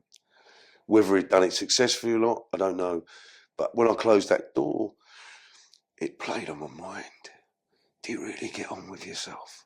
Straight away, gone. And then the stuff that happened, which was very wonderful. It was very peaceful. It was in a prison chapel, and it wasn't a figment of my imagination, because I'd have walked away by now. And trust me, I've tried to leave it a number of times. He just won't let me leave, thank God. And I'm not perfect. I'm not a great Christian. I'm a broken man getting repaired. Yeah, and that's what I do. And if I want to keep taking the plasters off, I have to put them back on again. And I'm prone to do that. Yeah. I'm prone to do that. So as I'm in this cell, I start struggling. And my dad comes back. We're puffing a little bit. I've got some funny stories, but I think this is quite serious today in a loving way. Yeah. So I haven't gone into the jokes and all that of the Reggie Craze and all that. We had some fun in prison. We've done a lot of charity work. I had Samantha Fox come in. She helped me start Alpha. Samantha Fox was the girl, the page 3 girl. Yeah, yeah. We had Ray Reardon, the snooker. He come in, Jimmy White, and they come and played. Well, Jimmy didn't come in, but Jimmy White arranged for Ray Reardon to come in. We had a snooker competition, and we was doing all charity work, and we got through it like that. And I wasn't expecting this to happen, but thank God it did. This is my way out. And I remember having a panic attack because my dad was wanting to smoke some cannabis, and he was a big drug smuggler, but never used it before. It was a commodity. It was money. And I'm getting stoned with the old man. I used to get frightened, you know. I'm in a cell with my dad. There's corruption going on. There's all sorts. Imagine what's going on out on the streets because we'd been taken. Yeah. Lots of money involved. People going, whoa, hold on a minute. What's all this? People absconding and flying. It was crazy. The operation had been, and it was a big operation. And I'm not showing off, it was. Yeah. Excuse me. So from that moment, when I told you I was arrested on the floor, the bit I wanted to add was with a gun to my head. It's where my old life ended and my new life began. I just didn't realise. Wow. And then in that prison cell, I picked up the Bible, not wanting to. And in the concordance at the back, it said about depression, everything. And I started to read it. And where I had the train in my head going, emotionally, spiritually dark, what's going on? What does he think? It was crazy. So to anaesthetise that was cannabis or an argument with my wife or whatever. And heartbroken about my children, I'm there. And something happened. I read a scripture in the Bible. He said, faith the size of a mustard seed. And it just stuck for a minute and the noise stopped. And I put it down. I thought, I can't have that. But I couldn't get rid of that feeling of niceness. And I wanted it back. And it was only that big. So I followed it. Well, maybe I need to go to church. And I started to investigate. And then I got touched by something powerfully. And I'm not saying no one else does, but it was the start. And that was 30 years ago. And you think it's going to be fixed like that, and it's not. And I came out of prison. I had a lot, but I had nothing. Yeah. And so even I tried to hide the Christianity with masks, with cars, and I was involved with a group. They became a group called Kasabian.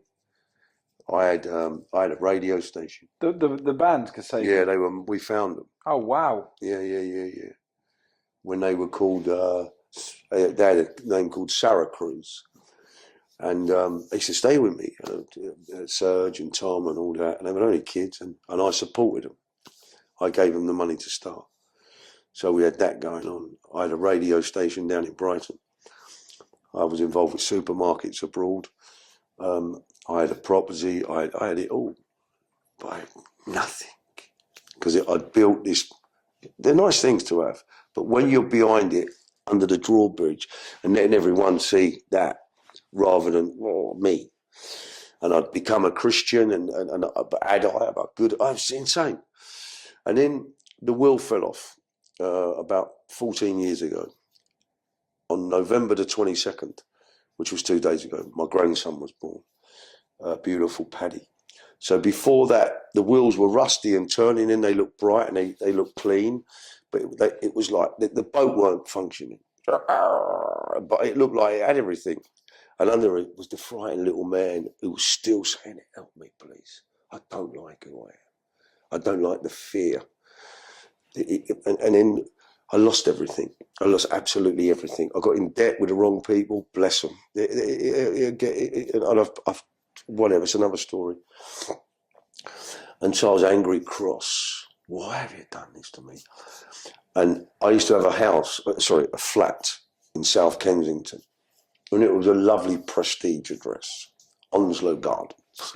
Everyone wanted to live there. And this little stinking little drug smugglers in there, yeah. I used to have church meetings in there, but I still weren't getting well. Then I lost everything. Anyway, one day, I used to have a little parking bay outside my flat where I used to park my Range Rover and my big watch. Yeah. Please. They're not bad things to have. Yeah. But when you're hiding behind them, look yeah. at my watch and you're going to like me because I've got a Rolex on or whatever. And we know no different. Or we do know different, but we're trying to get out and we become herd mentality following the crowd. And I obviously hadn't done that.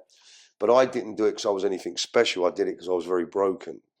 And I'd have managed to develop you where you wouldn't see what was wrong. And I wanted to be real. Because I wanted to connect with love, because I was full of it. And so the disaster after disaster, and then I lost everything. I borrowed money from the streets, from my old life, and it caused me lots of headaches. But one day I was standing outside South Kensington tube station, and I didn't have the money to get on a tube because I'd had £10 and my mate come along, bought him a tea and cake, didn't want him to know I didn't have no money. I said, I'll pay for that. And it come to £9.90, left me with 10p. I had nothing. And I want to get home. Yeah. And I'm staring at my flat, my gates, where my car used to be. And I'm outside South Kent tube station. I'm not staring at it, but I can see it. And I said, God, why? Why? Because that was important. It weren't. That was important for my prestige, my notoriety. And I thought, ex-drug smuggler, got a lovely flat in Chelsea. That weren't getting me well. I had a steam room, I had walk-in wardrobes, I had it all. Wow. You know. And I said, just get me home. I don't know what I know I'm speaking to something that I believe in. Just get me home. Get me home. I walked down South Kent tube station, very busy train station. There was no one there. And I think I can run through. And then I needed £4.80 to get home. Yeah. And I heard a noise on the oyster machine. This is a true story. I wouldn't put this out there, everyone. And I don't know why I said that. It's because it's hard to believe, I suppose. So I heard this noise, and it was on the oyster card machine. And it went, and there was no one there. It was weird. And I walked over. £5 fell out. It got me home. Wow. Now that's a miracle for me. Yeah, it's like that would never happen. No, but it happened. Yeah, I'm sure. And I thought, my God. And I've been in situations where it's been eerie, nasty, violent, life-threatening.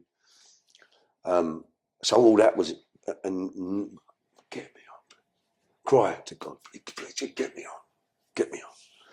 And a £4.80 and a fiver dropped out in coins. There was no one standing there. It was the most bizarre situation. Now, if you share that in the church, they go, what is it? Or they might believe it. But that's the gospel for me. That is how God works. Well, he gave you an answer and you saw it. Amen. That's very true. You know, because you ask many questions from staring up at the sky, whether you believe or not. A lot of people do resort to praying, asking for help, which you do find with religion. Even if they don't follow it, you always like, you know, if your mum falls ill, you're like, come on, please, or you know, something, come on, please, just give me that chance. But it's all right asking for it, but if you don't open your heart up to see it, you walk straight past it. Absolutely. Do you know I want to say something? Absolutely, you do, because there's miracles happening all the time. Yeah. So, for me, yeah, when we speak about, let's say, Christianity or vicars or whatever, that they're all words and they have meanings. So does the stall, everything has a meaning. So when you say the church, the brain goes, oh yeah, you know, whatever they think. But here's a message from me. It's not about the church. That's to do with it. It's not about, you know, if we talk about the stall, we don't think about the wood where it came from. We go, oh, that come from a really lovely oak tree. And you just, so it's a stall, church. Yeah. People meet there. But the word of God says where two or more are gathered, then the presence of love is here. Yeah. So the presence of love. So what does love mean? Is action. Yeah. So my message is not about, oh, let's all run to church. No, that's not my message. By all means, look, go to church. If you get the right church, it's lovely. Mm-hmm. But walking into a church it's like, it's not going to fix you. It might do, but I doubt very much if straight away you're going to go, oh, please God, it happens. But it's about searching. It's about looking in here. Yeah. And if we've got the courage to do that, and you ain't got to listen to me and do it, I'm not asking anyone to do it. But if anyone's suffering with mental health addictions and I still have to fight it, it's not, oh, I'm sorted. But I think what God's done in his grace, he took everything away from me that was in the way of me getting better. And he left me in my underpants. But he gave me the beauty of my children and my grandchildren. You made a great comment earlier about the second chance with these kids. It's key. It's key. So my advice is just search. You might find it difficult to open the Bible up, then don't open it up. You might find it difficult to go to an AA meeting, then don't go. You might find it hard to believe in Muslim God, then don't. What you got to do is search. Because the answer is here. Amen. It's right in front of your face. Exactly. It's acceptance. The answer is right. The answer has always been in front of you. Mm. It's always been in front of you. But for some reason, you walk past it and you'll try searching outside of what's in front of you. Absolutely. And that's when your journey becomes long. And then we find ourselves when we get older. But unfortunately, we lose the one thing that we can't get back whilst trying to bypass it. It's time. Time is it's the only thing that we don't have control of in this world. Absolutely. It's the only thing. And that is the one thing that we take for granted the most. And why? Because we think it's never ending, that's why. We think we're going to be here forever. And we think that the damage we cause that gives us the alter ego that we feel like we deserve. We've given everything to that one cause. So by the time we find ourselves to be able to change the course of action in a positive spectrum, we only have very little time left to lay that mark down. The problem we have with that is the damage that we've caused and the forgiveness we need from others to be able to carry that journey on. For sure. Is we put more time into hurting them than we did for them to forgive us. Amen. Life has a funny way of showing you. But you need to have your eyes open to see it. Absolutely. So my last thing I want to say, it's not about religion. This is for Mike, Michael. It's about what you've just said. Search for something inwardly. It's available here, and surrender. Don't be embarrassed. Shane Taylor, I mean, incredible if you're into criminal activities. Yeah, I mean, he's at the top. He's at the top of the fraternity when it comes to alpha male. Absolutely. You know, like he is the. If you want to be the baddest man out there, you would look at Shane and be like, I want to be just like him. Yeah. But the transformation that he's had, he's a beautiful man. Is because it's purity that he is now obtaining. Yeah. He has to work at it. Oh, daily. Listen, I'm not saying that. If you struggle with mental health, it's always going to be there. Yeah. It's always going to be there. And I say this in pretty much every podcast I do. It's so easy being bad. It's so hard being good. That's very true. And for you to be able to see someone trying to project positivity in your life, know that the struggle for them is real, because it's a new mask that they are placing on an old mask, because inside they're still that person, but because they found themselves, they're able to show you a new you, a new them. Absolutely. But, you know, always be sure that if it was needed, it was always be there, that warrior instinct. But it's just, instead of putting it to a negative use, you're putting all that warrior instinct into a positive message. Absolutely. When you was serving your time for the drug smuggling with your father, and you spent, what was it, 2 years with your dad in the cell, So, yeah. in the cell together, whilst you were finding yourself in this madness of, one, being in prison, two, being in prison with your dad, three, being in a cell with your dad in prison, whilst you were finding yourself, did he find himself? Yeah, he did actually, because it was apparent. It was in the air. And although he had a moment, the old man, he had a powerful moment, but he always conditioned that. Yeah, he conditioned that. And because he was unwell, yeah, it was because someone had touched the love in him, and it wasn't one of us, it was something else. He responded. And he was getting older as well, and there was that credibility of what do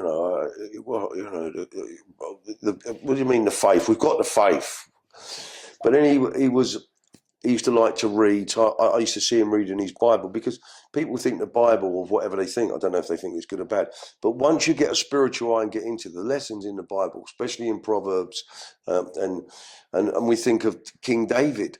King David was an adulterer. King David was a murderer, but God said he's a man after my own heart. So don't ever give up on what people think. Don't let the church put you off, or priests, or whatever. My faith is in the Lord, and I'm not religious, and that's what touched my dad. It was the gift of love. He come out of prison. He didn't maintain it. He sadly, at the end of his life, he got dementia, and he was in a care home, weighed 6 stone. But old Brian was still there. I could see it. Shall I tell you a story? What rekindled the love of me and my father? Mm-hmm. We was in the prison cell. Loads of money has gone. Crime, nicked. Father and son. Shall we help each other out? One of us go home and the other one stayed. It was all that going on, and we went through it. And he done a little bit longer than us. He done another year longer than me. And I came home, but iron sharpened iron, and there was stuff that we didn't like about each other. It was stuff that we didn't like, and I didn't like in him what I knew I had. I didn't realise it at the time, and then the faith was going, but it was being strangled by the old stuff from him, from me. There was confrontation, and we sort of went our own little bit of a way. When he got dementia, I was living on a farm. I was on a pig farm. Talk about the prodigal son. I'd lost everything, and I was mucking out pigs. It was unbelievable. And the old man come and stayed with me there, and he weren't well, and he got and then he had 7 minor strokes, and he was in a care home. God again, I didn't have no money.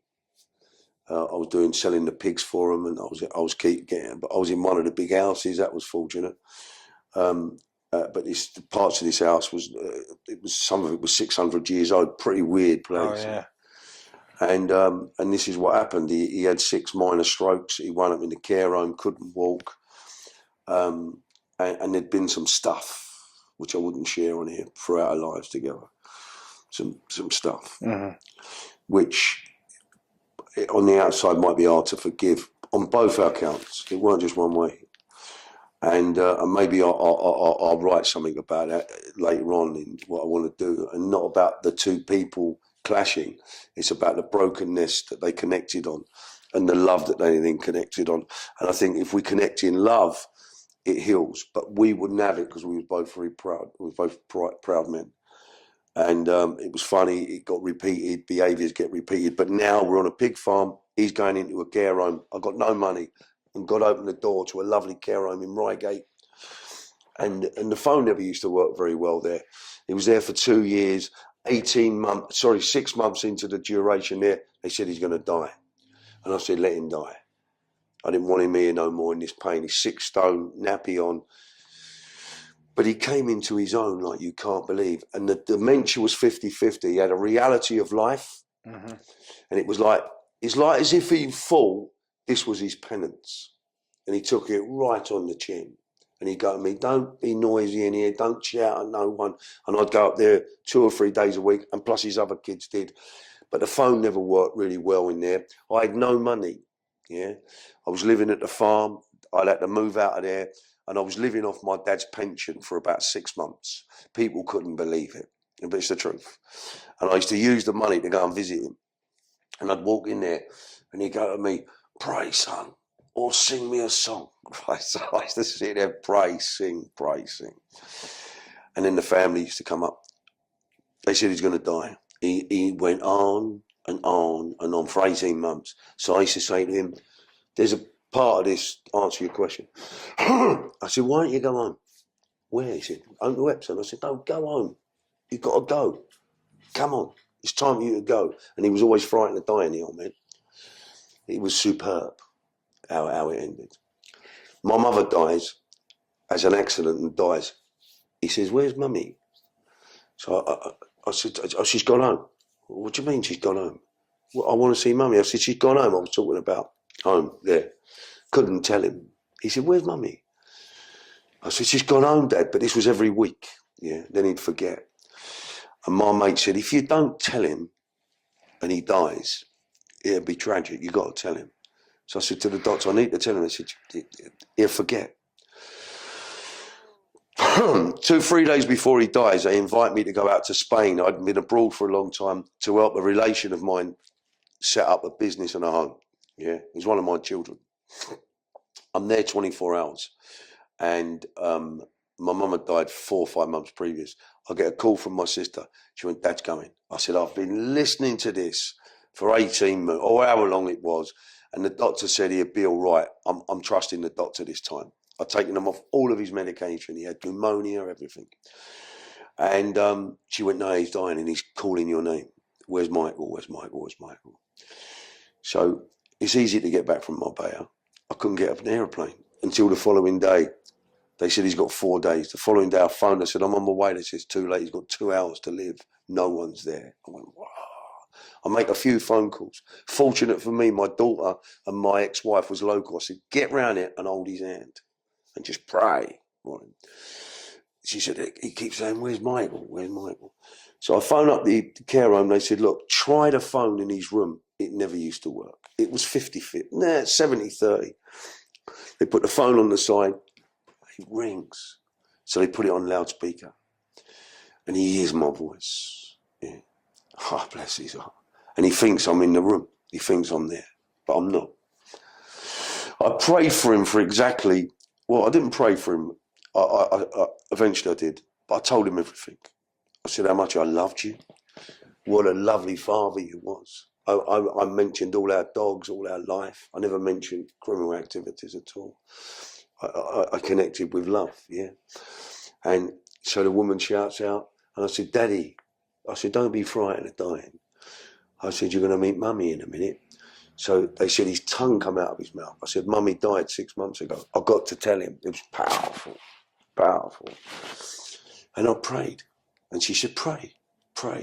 And I just prayed for the angels to come and take him. And as I prayed for him, he died. Yeah. She said, he's gone.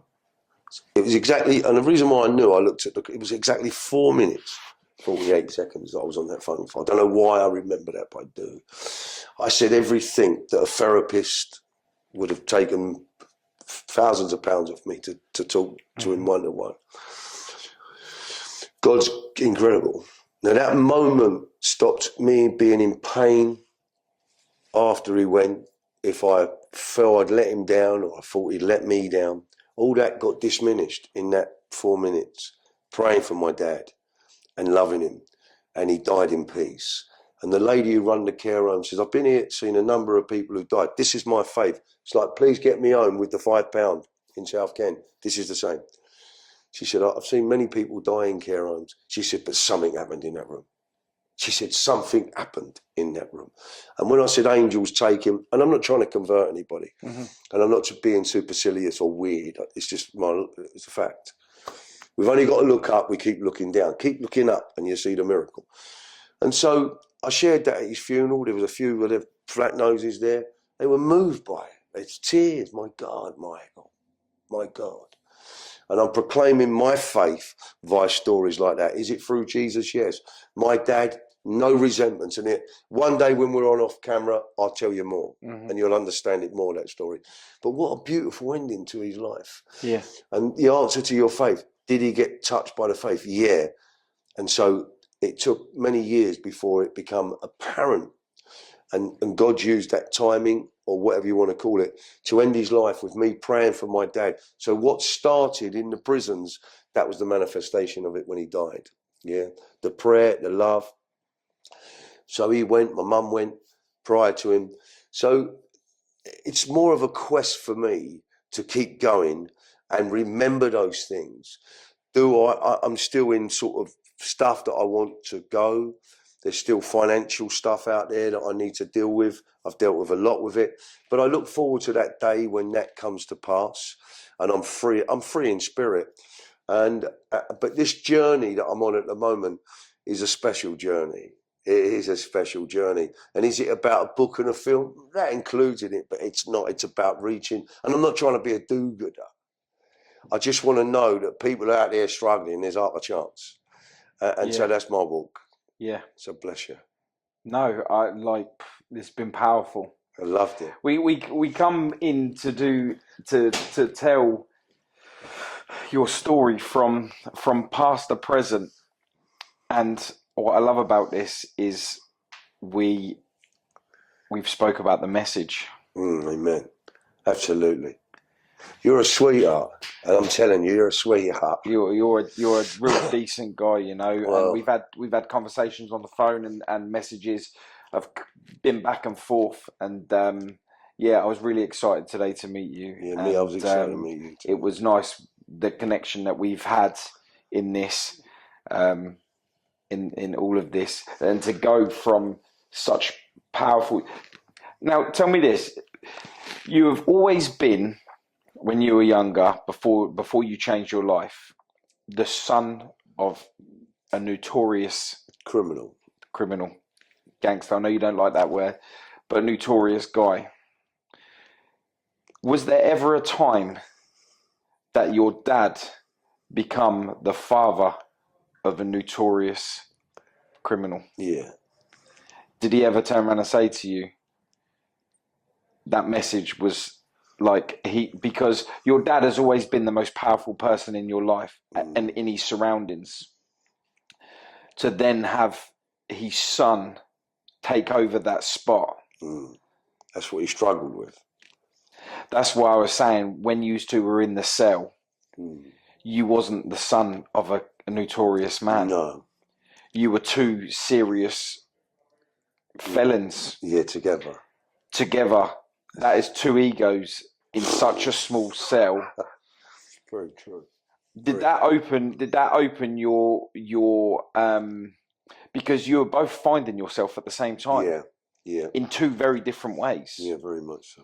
So you both were notorious guys on the street, smuggling copious amounts of marijuana, to a point that it made headlines all over the place. That fixed you in the legacy of the streets for an eternity. Did your dad ever step back and be like, son, you become more than what I ever could have been? No, I'll tell you what, he used to call me a greedy git. He said to me that my addict got in the way of it all. And he didn't mind it when we was being paid out, but he was more cautious than me. He was old school. He didn't have that. I had that tenacity and drive. But instead of it being recognised verbally, it became recognised spiritually. The shift you said it about your brother earlier. Mm-hmm. The shift started, yeah, and it was understanding that, and I abused it at times. But for the first time in my life, I had the upper hand of him, yeah. Oh, bless his heart, and I adored him, but I didn't like him, yeah. So the shift took place, and he tried to come back, but when I was cracking it, he then used to say, "Well done, son. You're my boy." You know, he loved it all that when there was a payout. Look at my boy, but my dad used to say wonderful things about me behind my back, not just in criminal life. You know, he used to always. He was my number one fan, my dad. And when that shift took place, bless his heart, bless his heart. It's deeper than that, but the shift did take place, and there was a pat on the back. But to end it all, they changed the indictment in the court, and they stuck him up. They was trying to get him. They thought he was trying to get out of it, which he was trying to wiggle to. And once they knew that he'd pleaded guilty, they put him at the top, and the indictment changed to his name. And they went, gotcha. It was all over cannabis for a number of years. And he got spoken about completely in a different light once he pleaded guilty. That they knew what he was and what it was, and blah, blah, blah, blah, blah, blah. And he got sentenced first. With the fine, I think the fine was £3 million or 6. I can't remember. 3 million. Do 6 years. We got that sorted out in the court. We got that reduced, and then it was back to we got 12 and a half. So one time it looked like we was doing 18 years. He was 66, 67 years of age, and that was it. You can't do the crime, don't do the time. But they changed him on the indictment. They put him up as the big boy. He didn't like it. He tried to attack one of the co-defendants. I think he might have even whacked him. I think he did in the court. And the court went, we knew. Bah, bah, bah, bah, bum. He was trying to be an old man in the court. He just didn't start acting, the geezer. But when they weighed me off, because they weighed him off and weighed me off, so potentially it was 18 years. We got 12 and a half years in 1993. Thank God we got through the fine. But if we got 18 years, it's what we deserved. Yeah, it's what we deserved. But when they weighed me off, I could see what it'd done to him. And when I went back to the prison in the night time, because I stayed over in the courts, he used to work in the reception where you get your clothes. And they shouted out my name, Emmett, to get the box. And it's him who gets it. And as I've looked through the crack of the door, when they've called my name, I could see tears coming out of his eyes, crying about me. He never let me see because he dried them and he'd come out. That was what my dad was like. He was crying his eyes out. And he'd come out. He hadn't known I'd seen him cry. Yeah. And he come out, he went, all right, none of this nonsense. We'll get this sorted out. Don't worry about it. You're all right. As if it, that way. But there were moments of look, when I was 13 years of age, I got a trial for Fulham. Yeah. And I was playing an intermediate team, and they was about 16, some of them. Kids had sideburns and all that. It was a goalkeeper. And it was down in Putney in this football. And there was all the coaches there from Crystal Palace, Fulham. And I'm playing. And there was a bit of an altercation with this geezer, this big kid he was. And he's whacked me in the eye, done me with the elbow. This is my dad. Yeah. He's watching the game on the side in his trench coat with his mate. He's got a big leather trench coat on, watching his son have a little trial. I wasn't good enough to be professional, right? But I was in the mix. Geezer's done me.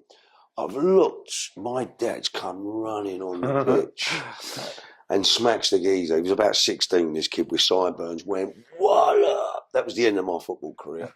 He could not help himself. We run a football team together, under 13s. He had a fight with one of the managers. The kids got slung out. And then he goes, Daddy went, oh. So that's what it was like. It was the lie. But I used to love the lie. I found it quite exciting. I don't today. It's healing gone on. Yeah, and that's the message we put across. I think so. Yeah, and I think we've done really well with that today. Bless you. I hope that you've had an enjoyable podcast. I've loved it. It's been amazing to have you here. I Totally definitely want to do more with you in the future. I'd love that. I feel really at home here. I'm glad you do. Yeah, I I'm glad enjoyed you it. do. I enjoy you, mate. It's been rewarding for me in so many ways And me. to be able to talk to someone that understands what I say and what I feel. Bless you. Thank you so No, much. thank you, brother. Been a real Thank you pleasure. so much, Yeah, I man. really enjoyed myself. Bless you. Bless you. Fantastic. Really enjoyed myself. What a lovely man.